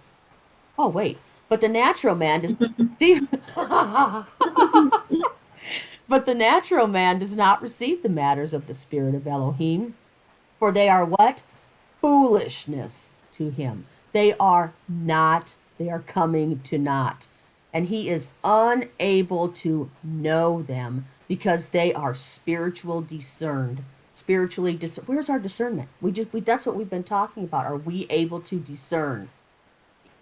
But he who is spiritual discerns indeed all matters, but he himself is discerned by no one. For who has known the mind of Yah, and who shall instruct him? But we have the mind of Messiah. So we need to put on the mind of the anointed king, high priest, and greatest prophet. Again, does that make us Yah? No, the last verse says so. Are we ever going to be Yah? No. But he's going to pour out his fullness onto the bride to the point that it can be poured out onto us as a bride, as a priesthood, as kings, as prophets in him. We're not going to instruct him in it. That is for sure. So we're looking at this wisdom that's either spiritual, it's higher, or it's earthly, or it's lower. And we need to choose to put on the mind of Yah and to dig as deep as we can. Stephanie? Yeah, I mean, this is why people can't see unless Yah reveals it to them, the spiritual matters. And that's why we have to dig. And that's why, we need to go back to what the word says in its original form, and it was brief, because as we're going through some of these things, we see that, just like when we did with completeness, it's not that it was translated in English. And so these things are hidden in the English from us, and we won't know the fullness to the point we can know the fullness thereof without studying these things. And so how can we be able to make these spiritual alignments to the connection of what we need to add and subtract from our lives if we don't dig deeper? So Okay. So don't be deceived. Go ahead, Steph. And do not be conformed to this world, but transformed by the renewing of your mind, so that you prove what is that good and well-pleasing and perfect desire of Elohim. So then Matthew is, if anyone says to you, look, here is the Messiah, or there, do not believe. For false messiahs and false prophets shall arise, and they shall show great signs and wonders, so as to lead astray, if possible, even the chosen. See, I have forewarned you. So if they say to you, look, he's in the desert, don't go out, or look, he's in the inner room, do not believe. For as lightning comes from the east and shines to the west, so shall the coming of the Son of Adam be. For wherever the dead body is, so there's the vultures should be gathered together. So just proof confirmation at the top in Romans, we need to be transformed by the renewing of our mind, which comes from the seed which is planted in our heart, again, which would carry that shalom, addition and subtraction, so that we can prove, we can walk out when we're tested and tried what is Tob, what is functional and well-pleasing, the perfect desire of Elohim. Here's where we saw that verse we talked about earlier, Matthew 24:24. False messiahs and false prophets shall arise. Guess what? They've already arisen over and over and over again. So as to lead astray, to cause them to miss the mark, so that they would not come to know, be made like, have the full intimate understanding when he is revealed, because that word is the ta, the ayin, and the hay. We will not be like him when he is revealed, because we have missed the mark in being intimate with Yah. Even the chosen ones, those who are the family of heads. This is how hard it is not to be deceived. And they're everywhere. And if they say, oh, over here, this is it, let's do this. Yeah, don't go. Don't go. So-and-so's your Messiah, he's over here. Yeah, don't go. Don't go. We're going to know. We're going to know. For wherever the dead body is, there the vultures will be gathered together. So there's a dead body out there, and it's not the body of, it should not be the body of Messiah. It should not be, it's the member of a whore. We're going to connect to one, or we're going to connect to the other. Steph? Yeah, so I don't know if people have looked up this word before, but if you can bring it up on the eSword, for Tob, we're saying functional, and we're saying, in line with, and we're saying these things.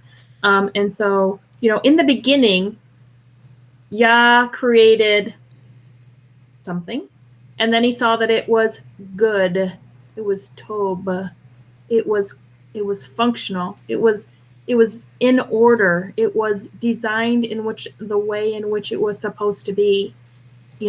So when we look up this and we see this, we see that when we say that we're in line with him, or we're following him, or he is, this the way we're going into the line of being functional again, of being what was designed from the beginning, of how it was supposed to be. And so I don't know if you can see that, but No, I can't get it up. Nobody can see it. I can't Oh, even. I don't know what it's doing. It's misbehaving. Oh, this must be okay. yeah, we got a misbehavior. Go ahead. We got a misbehavior here, right? So Right. so it's good. It's to be good in such as being functional is what it means. So Here we go. he when he breathed things into being, they were good. They were functional. They functioned in the way in which he designed from the beginning. And so when we say that, the pictograph, that we have there, this basket, this tent, it's this containing something, the picture of the tent or the house of the bet, means surround the house. The house is surrounded by grace, beauty, love, health, prosperity, something that is functional. He made from the very beginning this basket, this container, this something that it is part of this house thing that's surrounding the house, this containment of everything. That from the very beginning, which was of the house, surrounded by that. And so we need to be connected back to that which was from the very beginning, in alignment of the 10th floor plan. And so just kind of when you hear, Boker Tob, it's the design of that which was functional from the beginning. So just kind of a side note there, but we're trying to get back to being what was designed, what was good, what was functional. And when we say evil is dysfunction, it's that which is not, which is designed from the very beginning. So just kind of as an aside, as we're using these terms, perhaps not everybody is realizing this is where it stems from. All right. Beautiful. Absolutely wonderful. Okay, so we'll go on to the next one. Now that I made, you should see, you'll see it in the video, all the fun stuff I did while you were talking with the stuff. Okay. Okay, Fantastic. so we were talking about the mind of Yah and being marked on the forehead, and about our forehead being screened in. And so we want to go to Ezekiel 3, verses 4 to 10. And he said to me, and he's speaking to Yehezkel, and he's speaking, and Yah's speaking to Yehezkel. And he said to me, Son of man, go to the house of Yisrael, those that are supposed to be ruling with El, and you shall speak to them my words. For you are not sent to a people of a foreign speech and a difficult language, but to the house of those who should rule with El. Not to many people of foreign speech and of difficult language, whose words you do not understand. If I had rather sent you to them, they would have listened to you. Isn't that a smack in the face? We're supposed to be the ones who are going to rule with El. And it'd been easier for Yehezkel to go speak to people that didn't even know. But the house of Israel is going to refuse to listen to you, for they refuse to listen to me. For all the house of Israel are hard of head and hard of heart.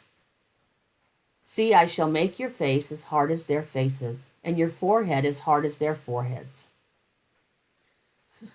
Like adamant stone, harder than flint, I shall make your forehead. Do not be afraid of them, nor be discouraged at their looks, for they are a rebellious house. And he said to me, Son of man, receive into your heart all my words that I speak to you, and hear with your ears. I don't think oh no.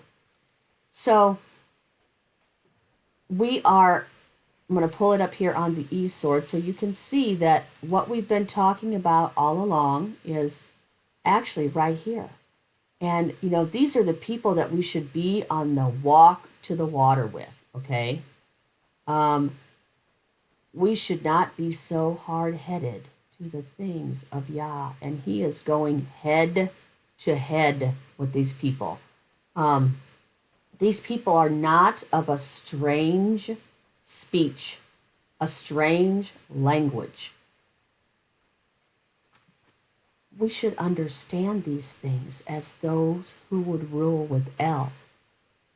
It's been planted in the hearts of those who are supposed to rule with El. Granted, some people don't know that yet because they haven't come in and crossed over, but that's what's been planted into us.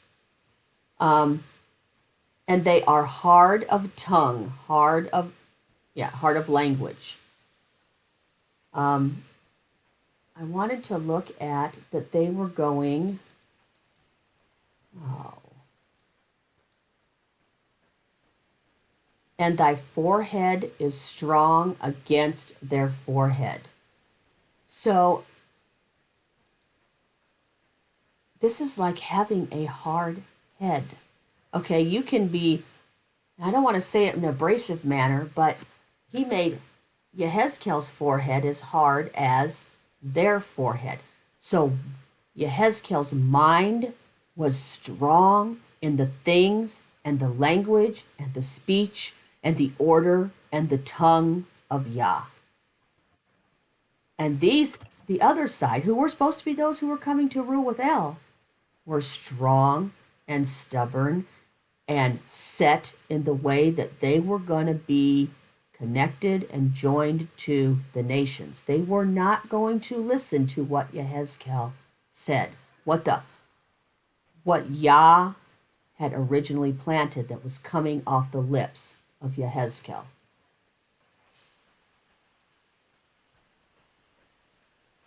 You got anything, Steph? No, I mean, and that's just the way that it is too. The enemy just hardens. We know that. Sometimes just their minds are just seared, and so there's nothing that you can do that it's gonna change that.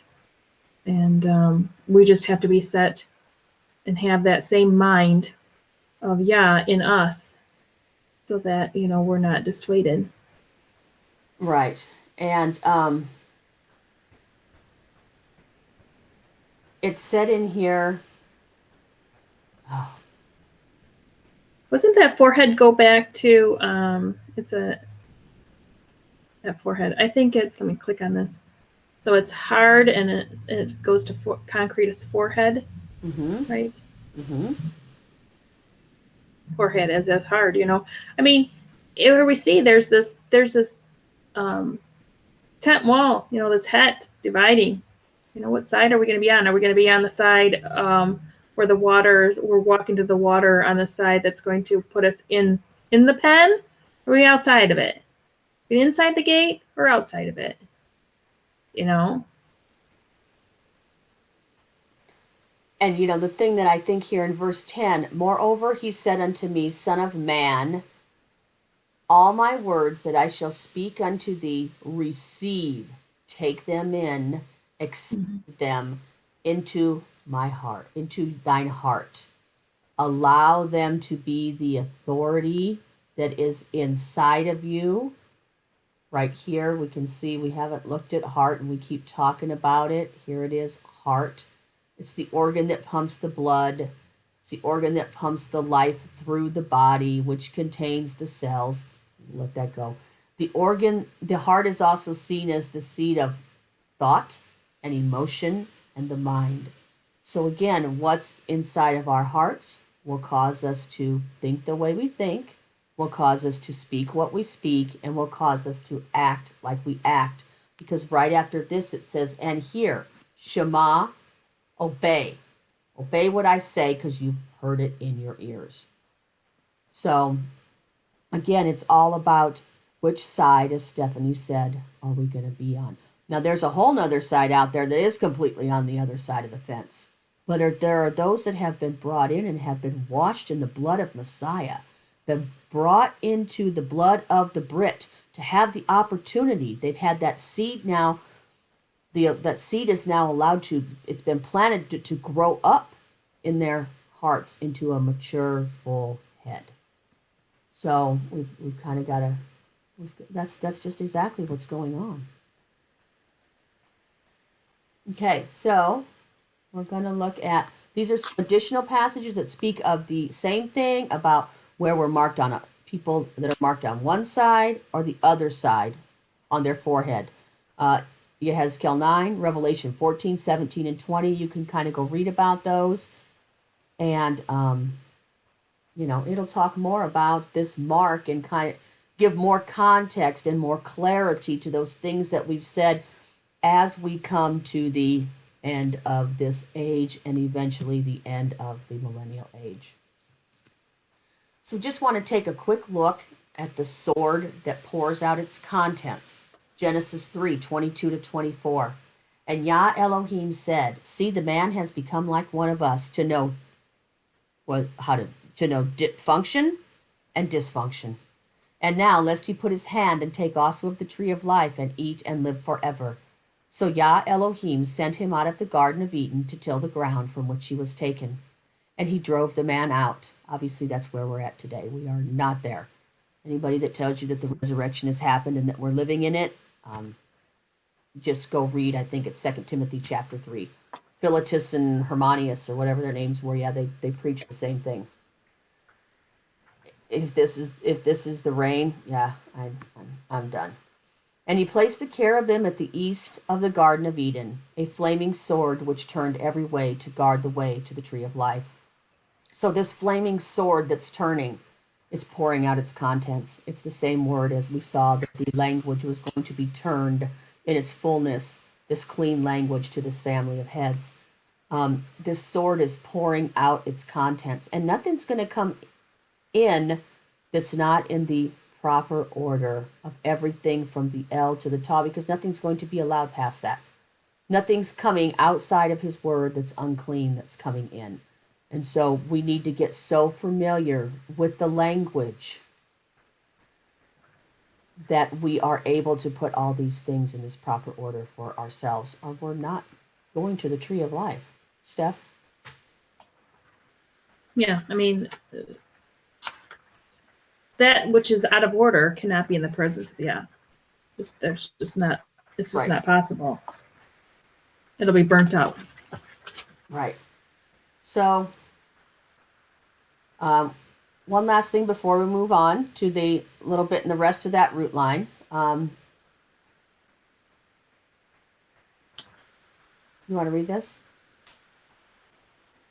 Which one are we in? Do we skip the sword for Revelation 19? You skipped that?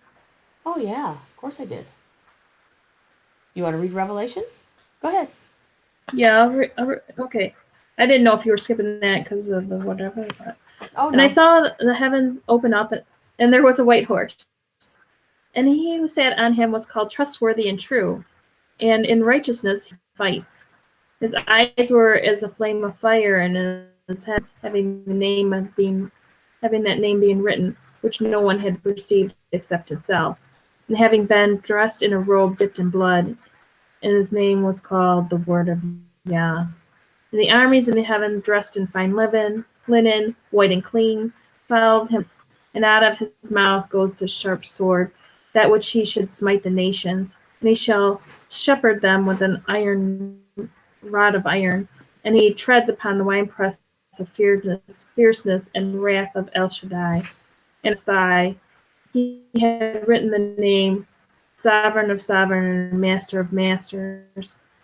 Standing in the sun and cried with a loud voice, saying to all the birds flying in the mid-heaven, "Come and gather together for the supper of the great Elohim, to eat the flesh of commanders, the flesh of strong ones, and the flesh of horses of them who sit on them, and the flesh of free and great.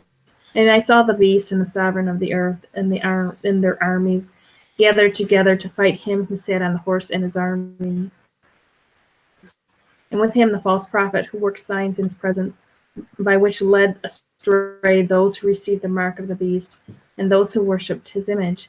The two were thrown alive in fire burning with sulfur, and the rest were killed with a sword which came from the mouth of him who sat on the horse, and all the birds were filled with their flesh.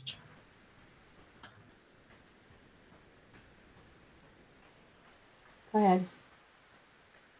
And so I was just thinking about the sword that we had talked about earlier, being the word that's coming from his mouth, you know. And this is how the flesh is killed. It's killed by the word. And we can either have our flesh killed now, or we can kill it now, or have it be killed. I mean, the choice is just easy, that simple. We kill it now, or it will be killed. I concur. I think it's beautiful that we see pretty much everything in here wrapped up into what we said. Starting at verse 11, him who sat on this white horse was called trustworthy. Amen. He is the great. Amen. He was firm. And true. Truth. As Stephanie said earlier, Yeshua, the way, the truth, and the life. Everything from the El to the Ta. And in righteousness, he judges and fights. Walking that straight, and he's going to judge in straightness. And you're going to be judged below by the word if you're straight or if you're not. If you're in order or if you're out of order. And verse 13, his name is called the Word, and we see of Yah there. That of's really not, it's not there. His name is the Word Yah. He is the El to the Ta. That is who he is. And this army in the heavens, dressed in fine linen, white and clean, following him on white horses. They're not dressed in fine, clean, white linen because there's anything dirty about them. They have been washed in the blood of the Lamb, and they have followed him on a righteous path.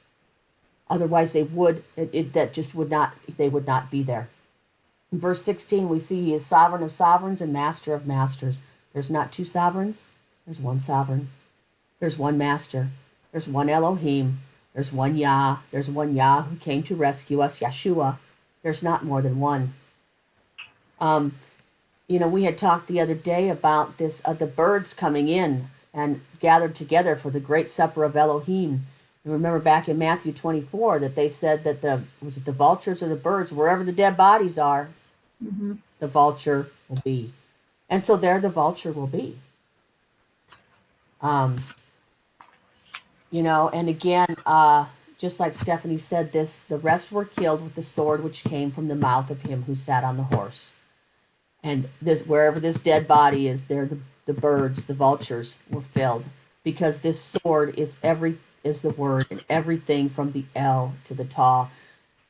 Nothing's getting past the sword. That turning sword is pouring out its contents on the way back into the garden. Everything that's out of order is going to be killed by that which is in order.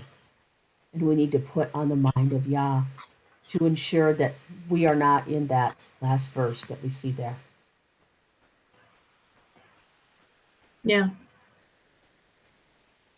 Wherever the dead body is, there the vultures shall be gathered together. We read that earlier. It's just... Are we on our way on a walk to the living water? Mm-hmm.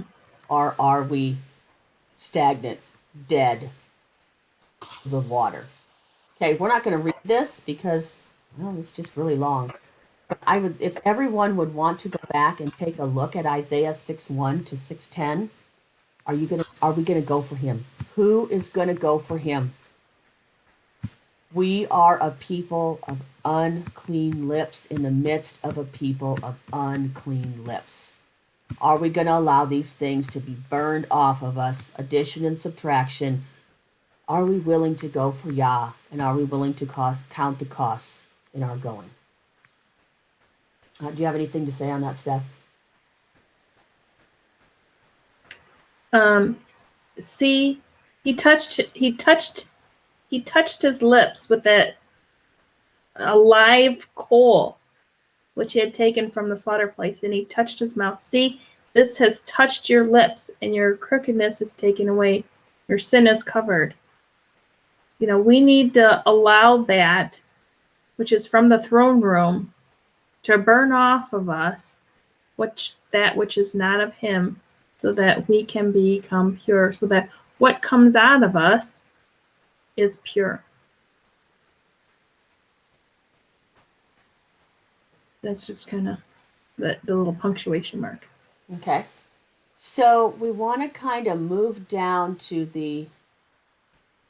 we're going back to now we've talked a lot about the language and a lot about what should be coming off of our lips and a lot about where that comes from as a place in our heart, how we think in our minds, how it comes off our lips, and it actually affects the actions that we do. We didn't really go into that a whole lot. So we pretty much all based that on the A line of this 1339 in the ancient Hebrew lexicon. So now we're going to move down the line to 1339. Hope I'm still on the right page. It's page 200, 201 in the ancient Hebrew lexicon. And this is actually, we're looking now at the B root line. In this is the Hebrew lexicon right here. We're looking at the B root line. It's on page 201. It's on the right-hand side. You can see it there if you have the book. If not, you might be able to pull it up. If you have the eSword, you can just type in H5605 and go to the Ancient Hebrew Lexicon in the dictionary section, and you should be able to see it. If you need help with that, feel free to email us. You can reach us at handtotheplow, PLOUGH.com. It's our website there. We have a contact form. If you have any questions, feel free to contact us. So we want to talk about this next word in the root line, which right here is the BV, and we see here that it's a door. It's only used one time in the scriptures, and it's translated as a doorkeeper, okay? So the B is, the concrete is a door, what stands at the lip of the door. I want to point out that at the, it comes from the same root line. So if we go down to this 5605 here in the Strong's, we see the definition is moving all over the screen. How you guys like that? Dawn, I know you like that. H5605, a primitive root, properly to snatch away, that is terminate, but used only as a denominative from 5592 in the sense of a vestibule, to wait at the threshold. And here we have, it's a denominative of the AN root line. This is used one time in the scriptures, is known as a hapax legmenonin. I hope I got that right. A term of which only one instance of use is recorded. In the Brown Driver Briggs here at the bottom, we see the definition of this 5592 that it came from, right here at the end. Number 2 is a threshold, So we're looking at the same idea here that is going on at the threshold of the door. This is really not about us being a doorkeeper. Well, let's go to it. Let me not say that ahead of time. Stephanie, appointed to cross the threshold. Go ahead. Psalm 84:10. Okay, so Psalms 84:10. For a day in thy courts is better than 1,000. I had rather be a doorkeeper in the house of my Elohim than to dwell in the tents of wickedness. So this is Strong's H97 that we see that door. No, that's the Is that? Oh, that's the. Is that? Yeah, the Strong's H977 is bakar. And that it says, I had rather be. Oh, this is the rather. Yeah. You want to go ahead? No, go ahead. Okay, so we see this Strong's H977 is rather, a primitive root, properly to try, that is by implication to select. We see in the ancient Hebrew lexicon, it goes back to 2012 V, right down here. We see our 977, it's to choose. The 2012, the action is to choose, the abstract is youth, an examination to determine the choicest. It comes from the Beit Het, according to Benner, choosing a choice one. So this is not about we would rather anything. Okay, Yah chooses. I chose the 12 of you, didn't I? I choose this. I choose that. This is not what we'd rather be doing. This is about an appointment, a selection being made. Okay, this is not about a day in thy courts is better than 1,000, because I have been appointed, and then we'll go into the word doorkeeper in the house of my, let's just fix that live. I thought I got that from last time. That was not going to reside there. Than to dwell in the tents of wickedness. Okay, so we see this is about because I have been appointed. It's okay to stand before the judge because we're in order. So now let's go on to the doorkeeper. Oh, no, we're not.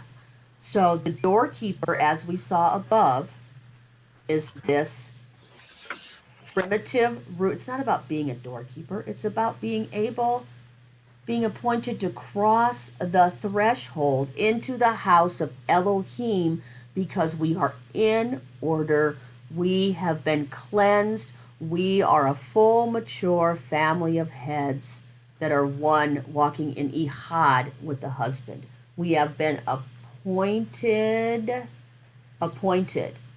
to cross the threshold into the house of Elohim, not dwell in the tents of the wicked. That's the whole point of the verse. So everybody thinks, oh yeah, I'm just going to be a doorkeeper. Okay, this is huge. This is the place we want to be. It's not about being a doorkeeper. There are other words for doorkeeper in the scriptures. That's not for today. This is about crossing the threshold and what we need to do to cross the threshold. You're going to go to court and you're going to stand before the judge. Steph? Yes, and so Yah chooses. Many are called. Many are called. Are we choosing to keep his word? Are we choosing to get ourselves in order so that we can be appointed to cross this threshold? And he knows those who will. He knows if you're willing. Because he knows the beginning from the end. That is correct. And he knew you before you were formed in your mother's womb. Okay, so that's the only word that was in the B root line. We just wanted to show how important it is for everything that we talked about above and the language, that now we're going to come across this threshold because we are a chosen race, a royal priesthood, a holy nation. He has chosen us to be such. Okay, so we're going to move down to the next word, page 201 again, in this root line. And we see that it is the C root, Ancient Hebrew Lexicon 1339 CV. The V we have gathered, the N1 we have gathered, and the B we have gathering. As you'll notice, this is one of those hapax legmenonins, and this one is pretty close, okay? We're looking at gather here. In my opinion, they were not having tenses. They did not have one tense, one time for gathered in the Hebrew. They were gathering. They were asoph. So we see this next word gather is the gathering together of a group into a bowl, an assembly of people in a place. So again, we're at the sin pay, and we'll just read it again. The action is to gather, the concrete is lip. The sin is a picture of a horn representing turning. The pay is a picture of a mouth. Combined, these mean turning mouth. The rim are lips of a bowl which circle around it. The bowl is used for gathering things together and for eating. Well, there's your basket right there. Those that are function, those things that are functional, those that are functional are being gathered into the basket by the lip of Yah, which would turn them to be able to be gathered into the basket and all that which is Tov. Okay? So that's kind of the next root line down we're going to be looking at, because it all has to do with this clean language and the harvest time and us being of one shoulder. We all need to be walking in this. Okay. You want to read? We're on Isaiah 52. Okay. Awake, awake. Put on your strength, O Zion. Know your weapon. Yes. Know your weapon, O those of you who are going to Zion. Go ahead. Hallelujah. Put on your garments of splendor, O Jerusalem, the set-apart city. For no more do the uncircumcised and the unclean come into you. Which is exactly what we've been saying. Go ahead. Shake yourself from the dust, arise and sit down, O Jerusalem. Loose yourself from the bonds of your neck, O captive daughters of Zion. This is all the resurrection. That resurrection language. Come out from, we're going to arise from the dust of the ground.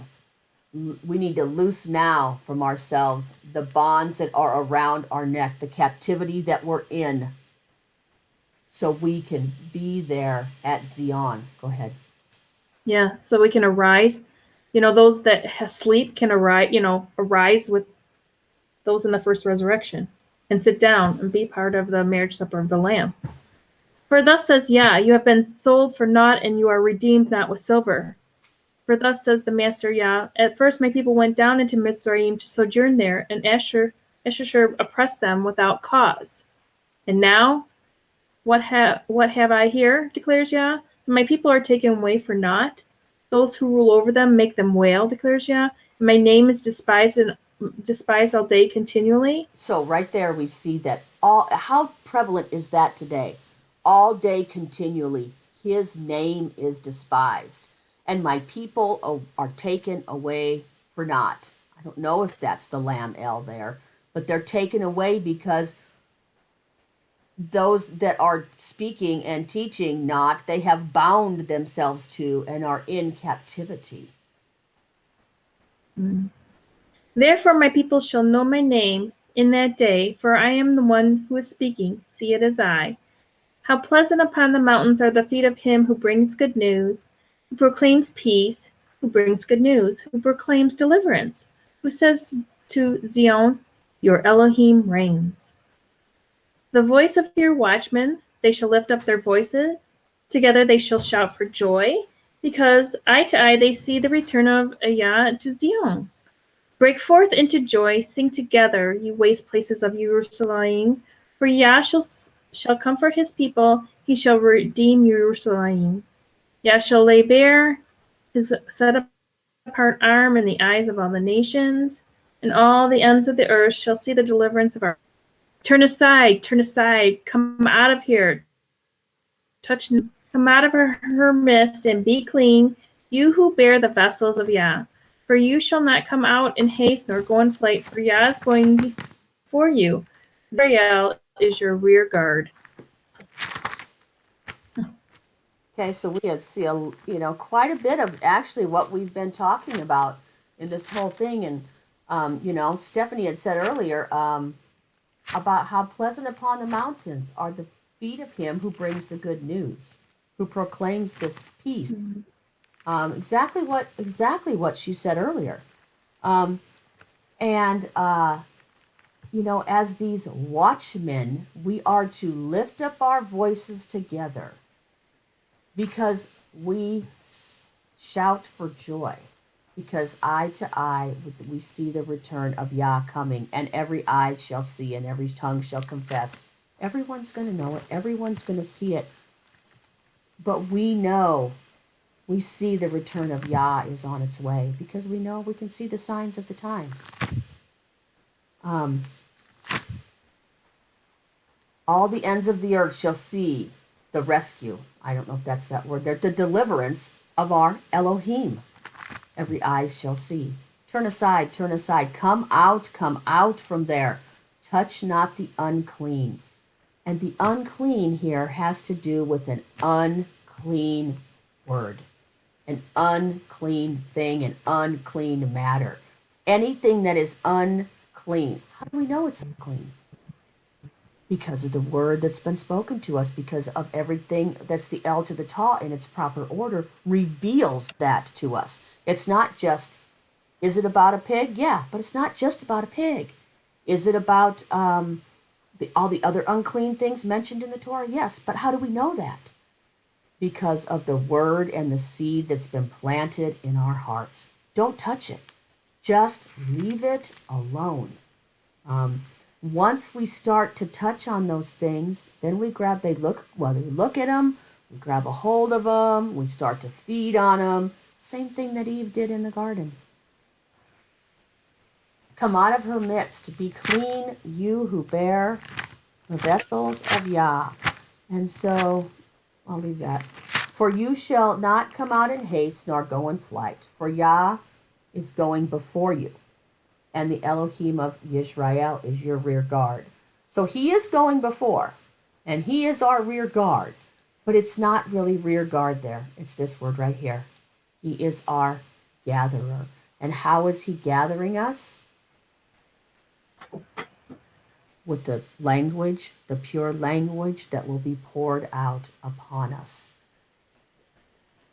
It's the Asaph. It's El who turns us by the speaking of his language that's been placed in our hearts. Steph?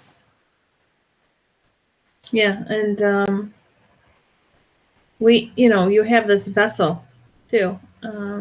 We who bear the vessels.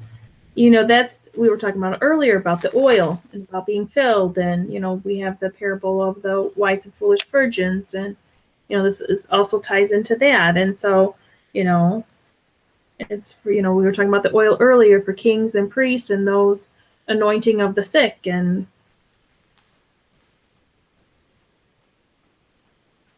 it's just necessary for us to be cleansed and to be filled. And as we're cleansed, we need to be filled with this oil. We need to be filled. Our vessels need to be filled. We need to be filled. Okay, so it says to be clean. Mm-hmm. Our word ba'ar, where we get the clean language. That's what those are those that are in the family of heads that are mature, full heads of stock. So when we see come out of her midst, come out of Babylon, be ye clean. That's that same word we see for the clean, pure language.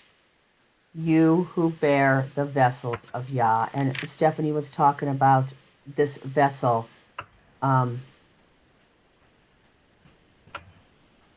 We have a burden on us, and his yoke is easy and his burden is light. But yet we're bearing this burden as vessels of Yah. And so the vessels of Yah, are you looking it up, Steph? Well, I was looking at the oil. We were talking about that oil earlier. And the oil is from the Shin Mem, oil as the breath. Mm-hmm. So, we hear a lot of this as, this medicinal thing that heals us. Well, he breathed everything into existence. Everything from the Al to the Ta, his word,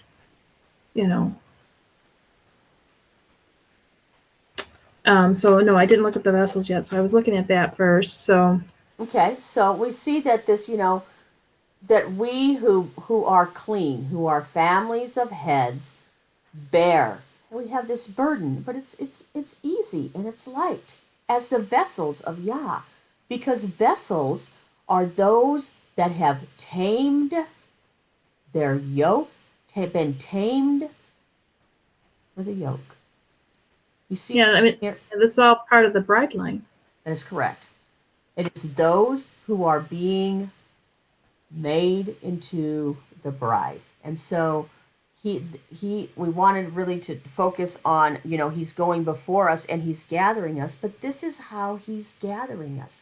We are to be clean because we have crossed over, which is in the family of heads, because we are under the blood covenant, which is in the family, the Brit, which is in the family of heads, and we are clean. We are bearing this clean, pure language, the seed which has been grown to its fullness as a full, mature head in our hearts. That's what the bride is bearing and what makes her tame for the yoke. Because if we read the end of this bride right here, an animal or land that is tame and has been worked, okay? We just ain't doing nothing. We've been worked, we've been tried, we've been proven in the fire, shall I say. And we're going to see what's going to burn up and what's not. And is complete. Shalom had what needs to be added and what needs to be subtracted, and they're completely ready for use.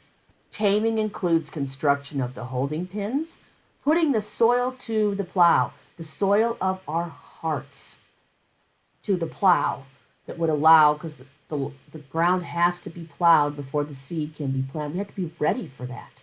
Harvesting of crops, milk, or meat. One eats once the harvest is complete. And we know that that alludes right there to the marriage supper of the Lamb, when that last harvest will come in the second resurrection. Yeah, and I just wanted to point out too, down at that IF2 line, there's that blue. That blue is the same blue that was in the tzitzits, that we were supposed to be wearing for, to remind us to keep Yah's word and all his commands. Mark, the ta, the kaf, the lam, and the ta. We're bending our will to the instructions. That we love him, that we keep his commands. It's an outward sign. So the bride is doing all these things. She is this vessel that's holding this content and is filled with the top.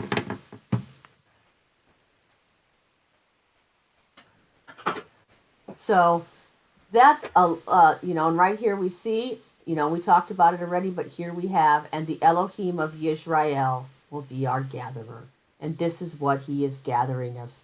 This is who he is gathering, those that are clean. This is why he is gathering them, those that are clean, because they are the vessels of Yah.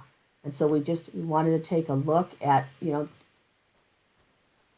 what this language is actually doing. And it should be gathering us unto him, and it should be gathering us unto each other to walk in one shoulder, as it talked about in Zephaniah 3:9, because that's where we're going to be.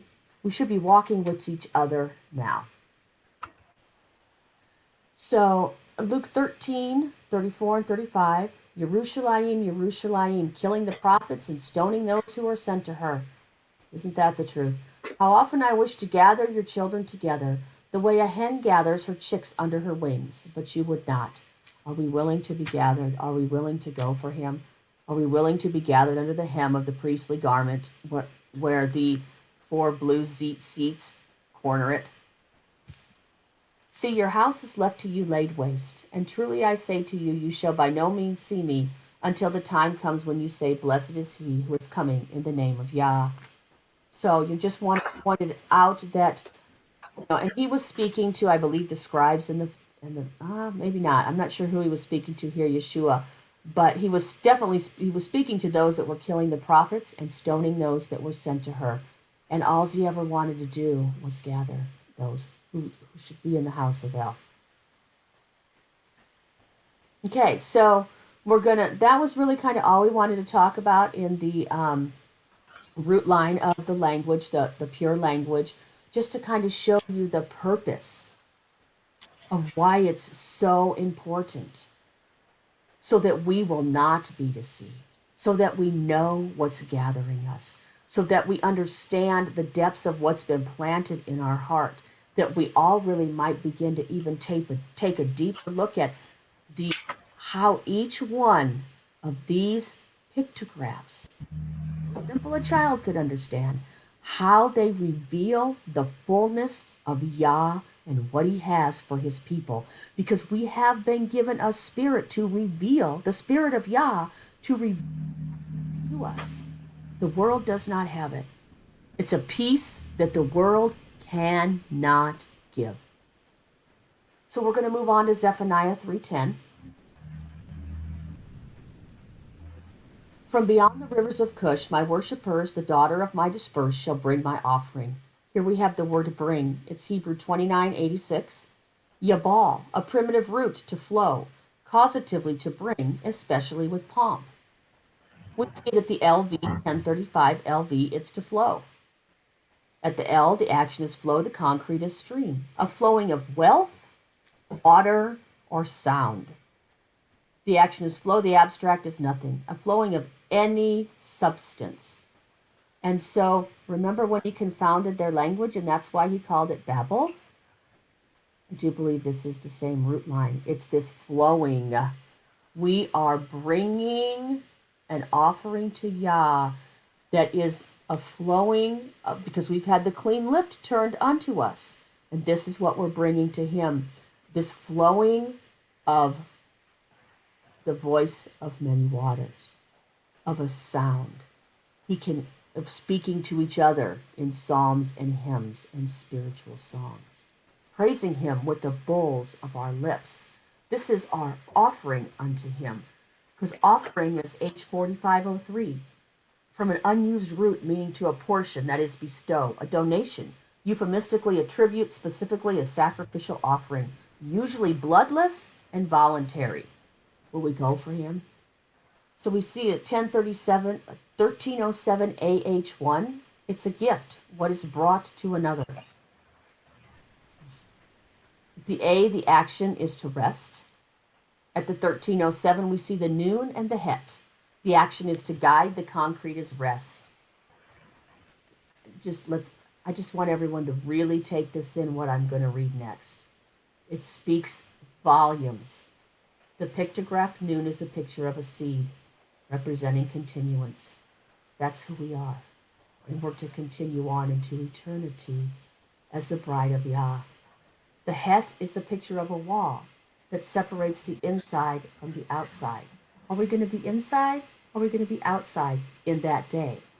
Combined, these mean continue outside, because right now we're not fully on the other side of that wall. The shepherd would guide his flock, and we go to the inside, to a place of water, living water. Here is water for drinking, as well as green grass for pasturing.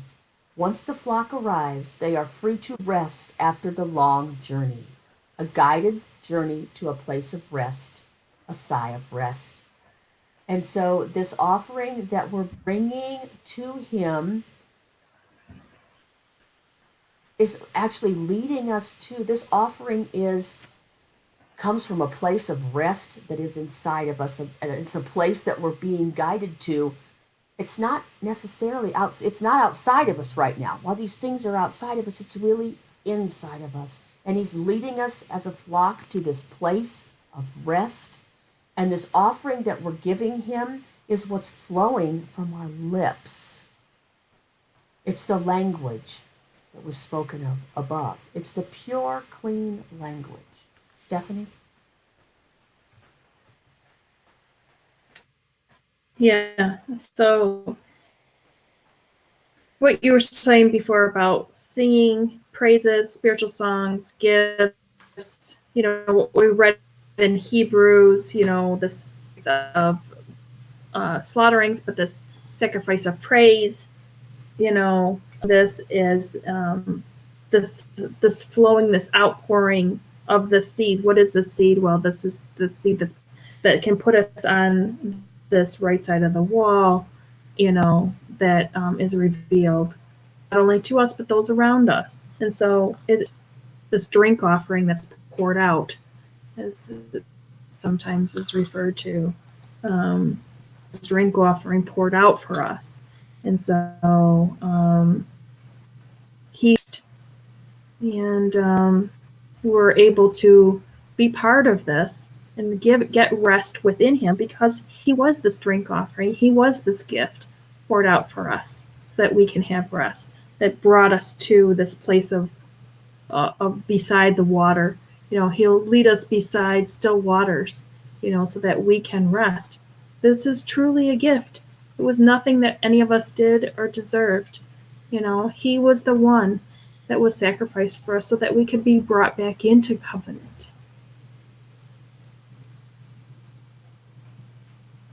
And so in turn, we're giving him this gift by speaking it and allowing it to flow from us so that the rest of the brethren can, again, be on this walk to the water, that they hear the voice of many waters, that we are speaking the same thing. That's the gift we bring him.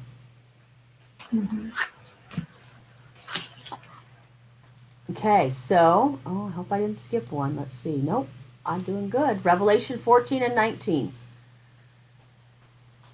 And look, I saw a lamb standing on Mount Zion, and with him 144,000, having his father's name written on their foreheads. And I heard a voice out of the heavens, like the voice of many waters, like the voice of a loud thunder, and I heard the sound of harpists playing their harps.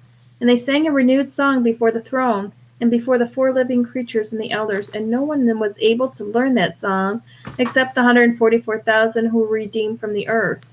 They are those who are not defiled with women, for they are maidens. They are following the Lamb wherever he leads them on. They were redeemed from among men, being the first fruits of Elohim into the Lamb. And in their mouths was found no falsehood, for they are blameless before the throne of Elohim. And then 19:6 is, and I heard as the voice of the crowd, as the sound of many waters, and as the sound of mighty thunder, saying, Hallelujah for Yah. El Shaddai reigns. I think that's where I'm at. Mine is split. Let us be glad and rejoice and give him praise, for the marriage of the Lamb has come, and his wife has prepared herself. And to her it was given to be dressed in fine linens, clean and bright, for the fine linen is the righteousness of the set-apart ones.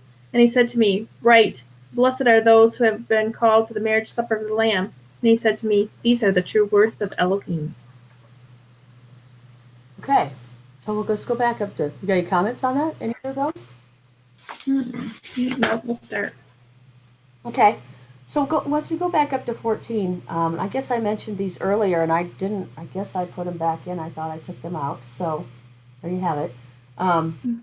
So he saw a lamb, obviously we know that's Yeshua, standing on Mount Zion.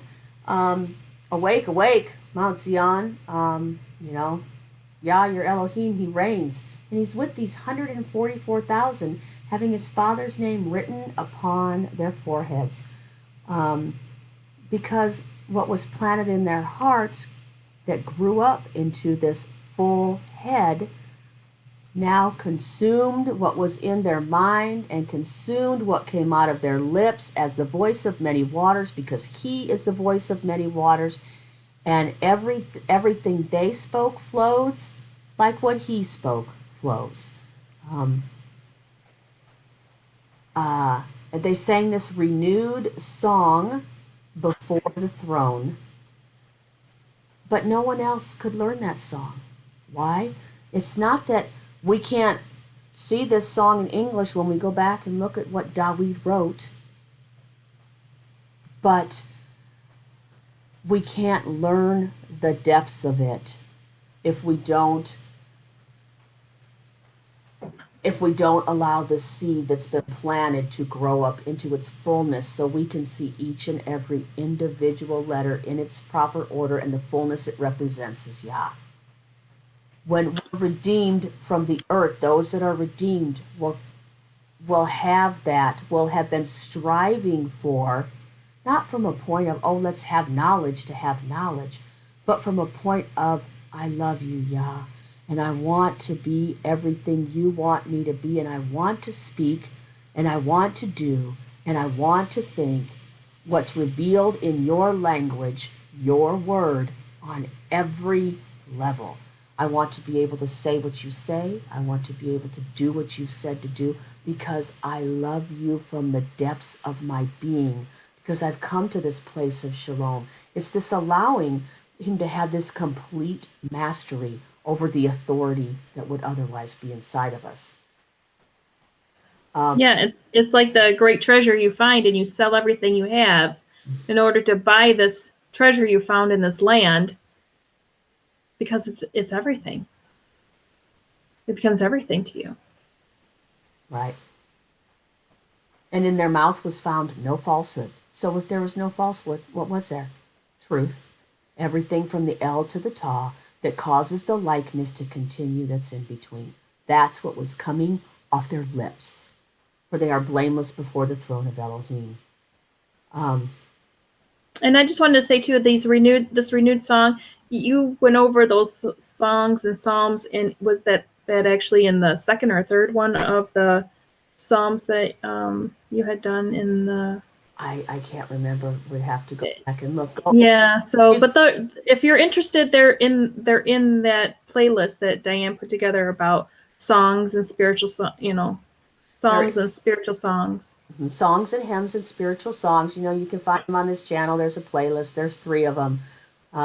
Really in depth about what, how we need to be speaking to each other as brethren. What we need to be speaking, how we need to be speaking it, what that song looks like, what it produces, and where it actually comes from. And it's just something beautiful that Yah has put in his word for us about being on. Again, it's not even, it's the same thing over and over and over again. It's all about us being on this walk to the water. Yeah, and really shows us how we're supposed to be loving our neighbor as ourselves. Right. By how we speak to each other. We do. And who does this? And those that are truly doing this, what that looks like as well. So the same thing here at Revelation 19. We read some of 19 earlier, read the end of it. But he said to me, blessed are those who have been called to the marriage supper of the Lamb. These are the truth words of Elohim. Those who, I heard, well, let me start at 6. The voice of a great crowd is the sound of many waters. Just what I said above. This great crowd that's been gathered to the marriage supper of the Lamb, those that are the bride, have right now are striving to have the same things flowing from their lips that Yah had breathed in the very beginning. But there will be those that come after the millennial reign that they won't be speaking or be in any different, they will be in a different position. They won't be the bride, but they're not going to be unclean in any manner and not come in. But to the bride it was given to be dressed in fine linen, clean and bright, just like those who rode in behind him on the white horse. For the fine linen is the righteousnesses of the set apart one, and that righteousness truly comes from a place of allowing this seed to grow up into a full mature head, the seed that was planted. And again, there it is. That's the seed that was planted. Are we looking for the fullness of Yah in each and every one of those, and the order they were given to us in, the fullness thereof? Okay, so we've got, I'm going to click this. I think we've got 4 slides left, maybe 5. So, we talked about the language of truth is established forever. Go ahead, Steph. So the lip of truth shall be established forever, but a lying tongue is but for a moment. Deceit is in the heart of them that imagine evil, but the counselors of peace is joy. There shall no evil happen to the just, but the wicked shall be filled with mischief. Lying lips are an abomination to Yah, but they that deal truly are his delight. So we see that the lip, the language of everything of truth, which is firm, is for sure, and for certain, which is the kind that he planted in the first place. There's no other different kind that's going to be established forever.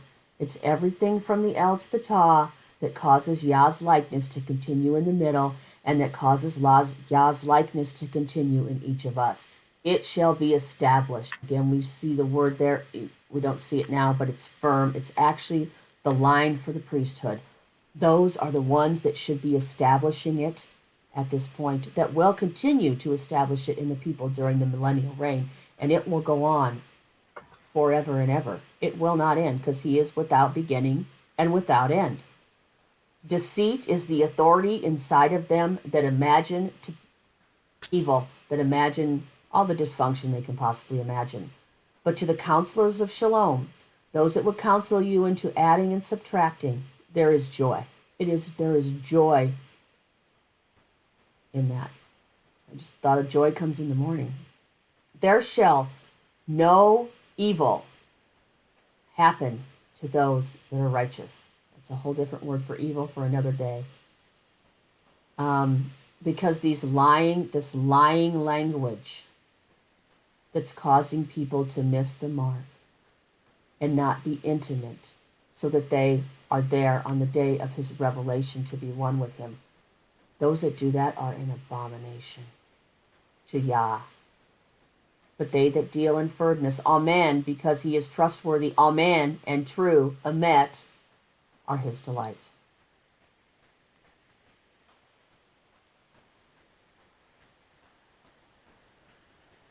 In that day you shall not be put to shame for any of your deeds in which you have transgressed against me. For then I shall remove from your midst your proud exalting ones, and you shall no more be haughty in my set-apart mountain.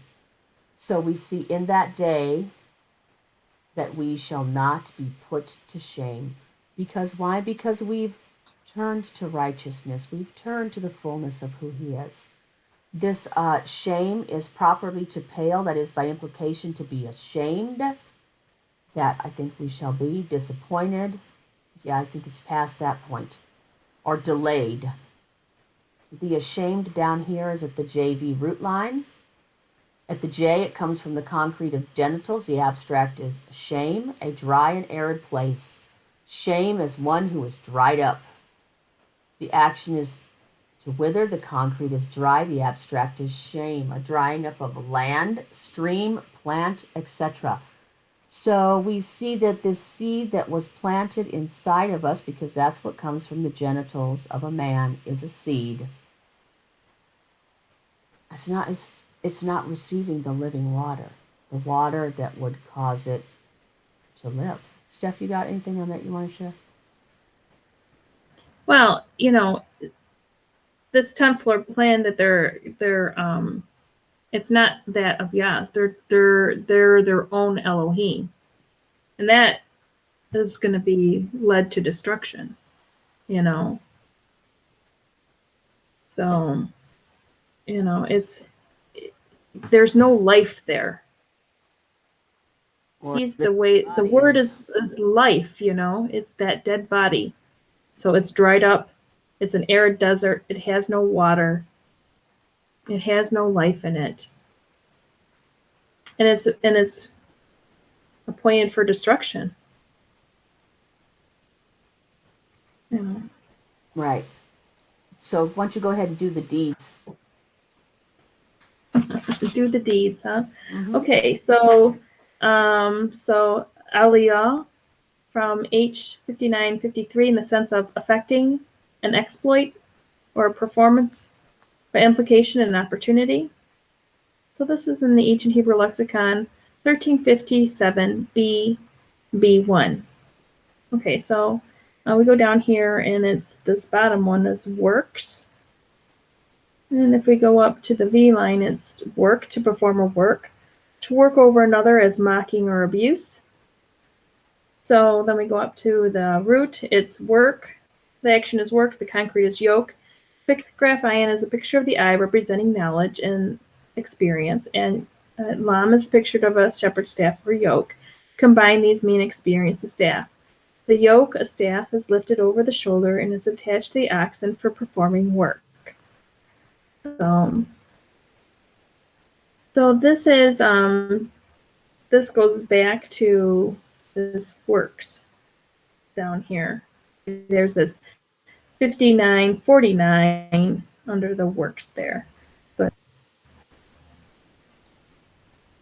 So we want to be performing those things that are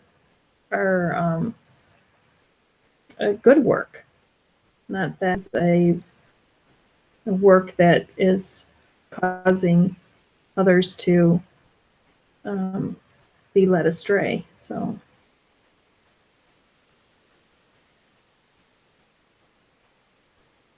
they're not going to be any more in the midst, the proud or ones or anything like that. So we'll work here to under the V line, like we were seeing before as we were going up the group line, to perform a work, to work over another as a mocking or abuse. There's this person or people or a group of people that you have this experience with staff, this ayin lamed. But you have this other lamed here that is harsh. It can be harsh, used as abuse to the body. So we don't want that part. We don't want to have a part which would cause anyone to stumble. We want to be yoked and completely to do his good work, and not that is haughty or proud.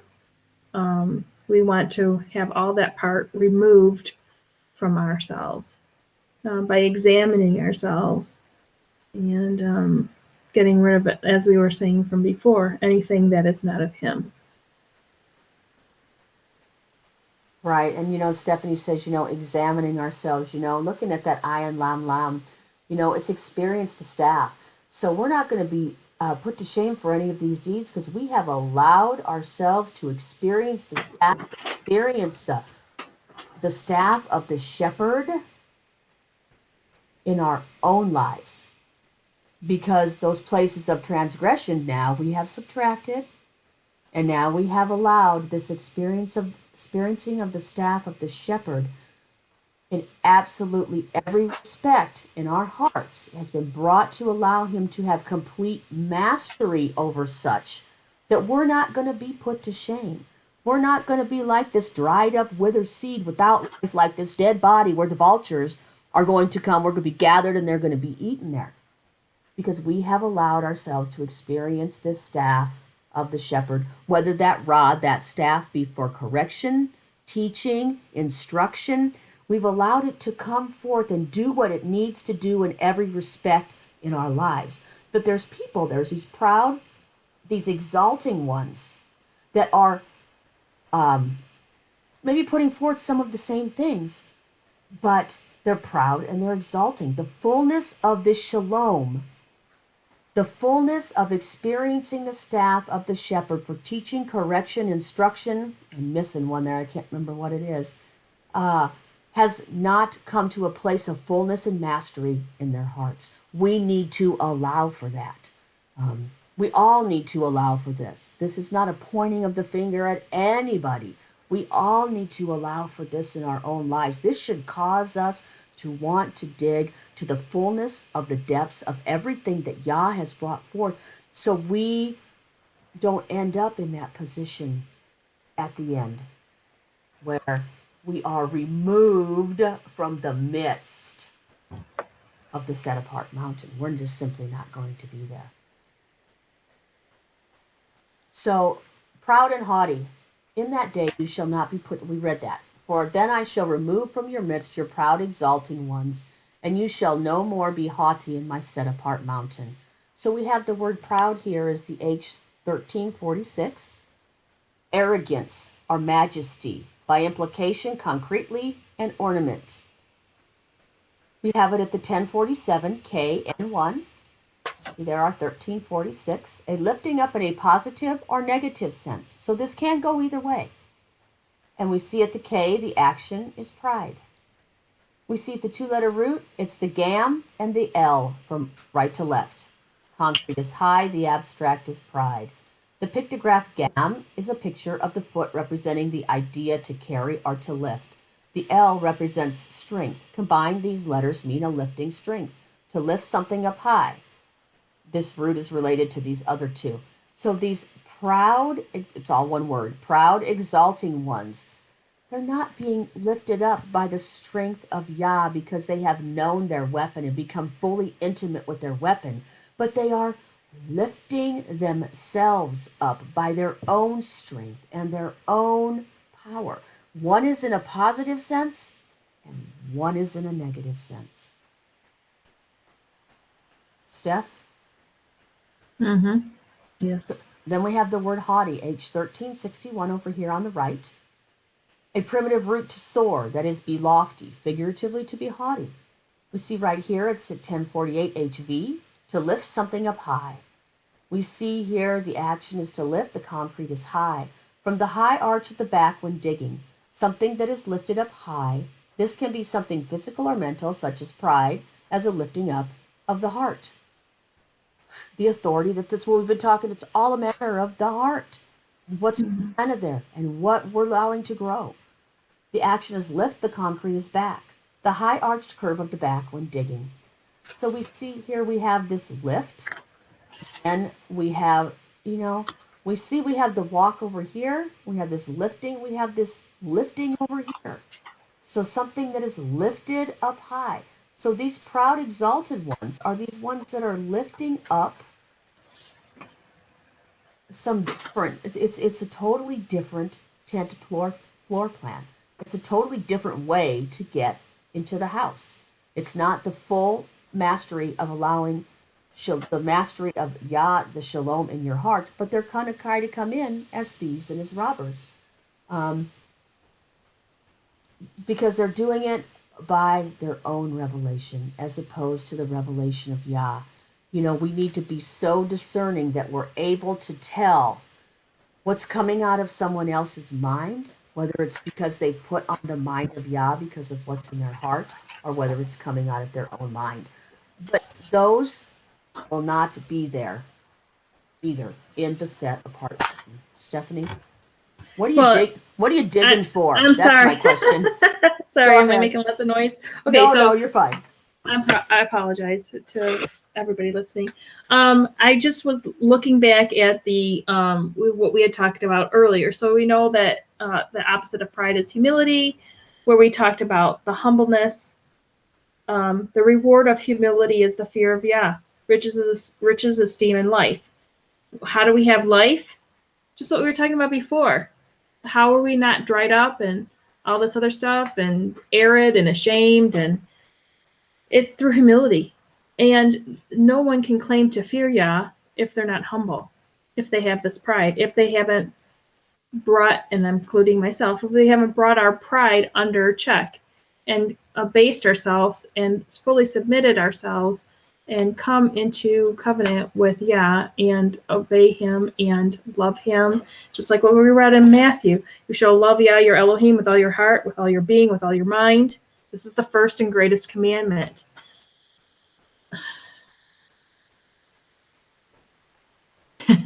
He is so wonderful to reveal these things. We really need to submit to him. This is the conclusion of the matter, to fear him and to cleanse. We cannot fear him without humbleness. We cannot fear him when we have pride. We cannot be brought into this place, first resurrection, without submitting ourselves to him, without adding what needs to be added, that which is not of him, that which is not fully functional, that which was not how we were originally created. Are we going to in everything? No, we all fall short. It is true. That is the truth too. We know this, but we need to bring this reflection of ourselves daily and bringing ourselves into line of that which has been written, encompassing everything from the L to the top.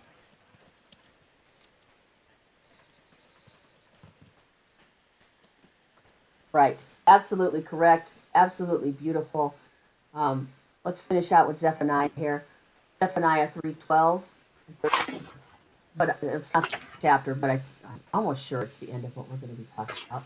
But I shall leave, there's a couple more slides, but I shall leave in your midst an oppressed and poor people, and they shall trust in the name of Yah. Why? Because these people that have been entrusted to us, well, we can be trusted. It's just that simple. The remnant of Israel shall do no unrighteousness, speak no falsehood. They should tell the truth, nor is a tongue of deceit found in their mouth. For they shall feed their flocks and lie down, and no one shall frighten them. Just everything we've spoken of. No one shall be there to frighten them, because everything will be the truth. Everything in its proper order. Okay, so let's see. 2 slides. 1 Corinthians 3, verses 1 to 23. Do this one, you can do the last one. Sound good? Okay. Okay. And I, brothers, was not able to speak to you as spiritual ones, as being able to speak to you with the wisdom that comes from above, but as to fleshly, as babes in Messiah, not being able to speak the fullness of the spiritual wisdom. I fed you with milk and not with solid food, for until now you were not able to receive it, and even now you are still not able, for you are still fleshly, looking at the lower, worthly, earthly wisdom of the world, looking at that which is around us, that is at enmity with Yah, as opposed to being fully focused on Messiah. For since there is envy and strife and divisions among you, are you not fleshly and walking according to man? What a testimony that is to division, and the division that we see in people today, because they're not united in the language that Yah has first breathed, so that we can all be speaking the language of our husband on every level. When one says, I am of Shaul, and another, I am of Apollos, or I am of this assembly, and I am of that assembly, and I am of this denomination, are you not fleshly? When then is Apollos? What then is Apollos? And what is Shaul? But servants through whom you believed, and as the master assigned to each. I planted what? What did he plant? The seed that we've been talking about this whole entire time. Apollos watered. What did he water it with? The living water that flowed from his mouth. But Elohim gives the growth. So neither he who plants nor he who waters is any at all. Ain't no being proud about it. Ain't no being haughty about it. Ain't no holding that extra staff over somebody's head. Because we ain't nothing at all. It's a gift from Elohim. And it's our gift to him by allowing this to be, by allowing ourselves. Will we go for him to speak this into others? But Elohim gives the increase. And he who plants and he who waters are one. Are we walking in a had as with one shoulder? And each one shall receive his own reward according to his own labor. For we are fellow workers of Elohim. You are the field where the seed is planted, the building of Elohim. According to the favor of Elohim which was given to me, as a wise master builder, I have laid the foundation, and another builds on it. But each one should look to how he builds. What are we building up for ourselves? On sand or on the rock?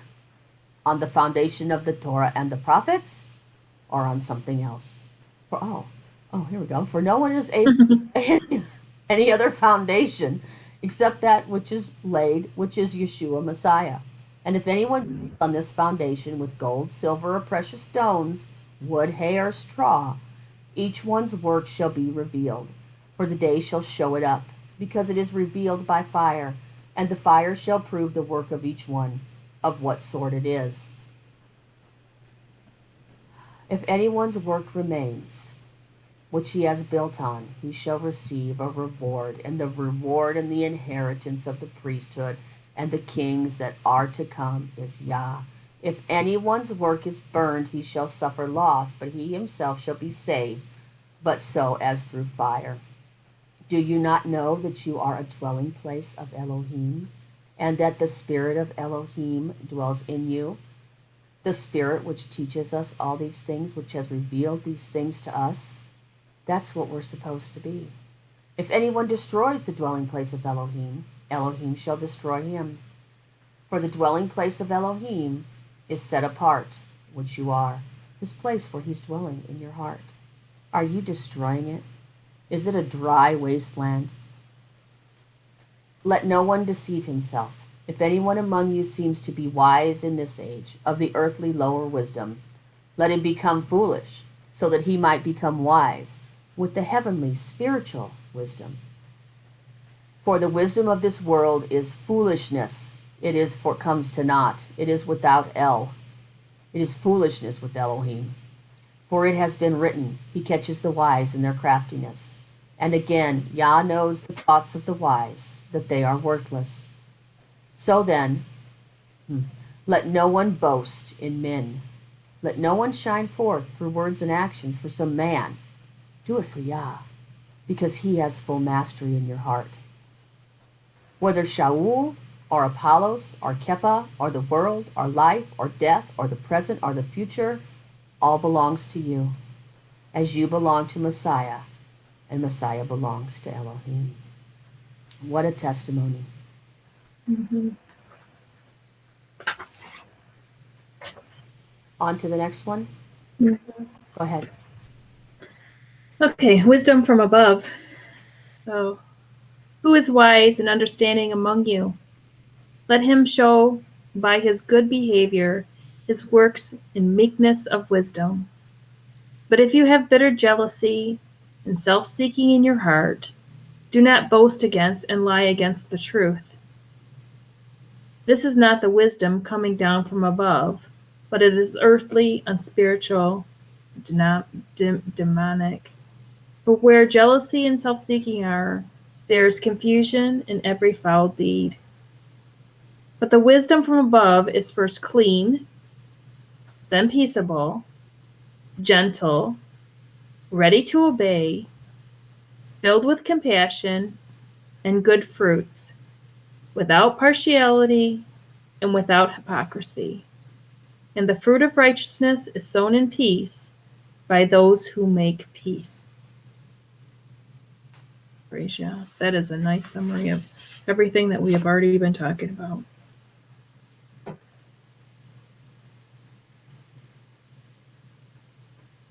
Wisdom is clean, it's peaceable, it's gentle, it obeys the commands, it's filled with compassion, that love of Elohim and love of your neighbor, and producing good fruits,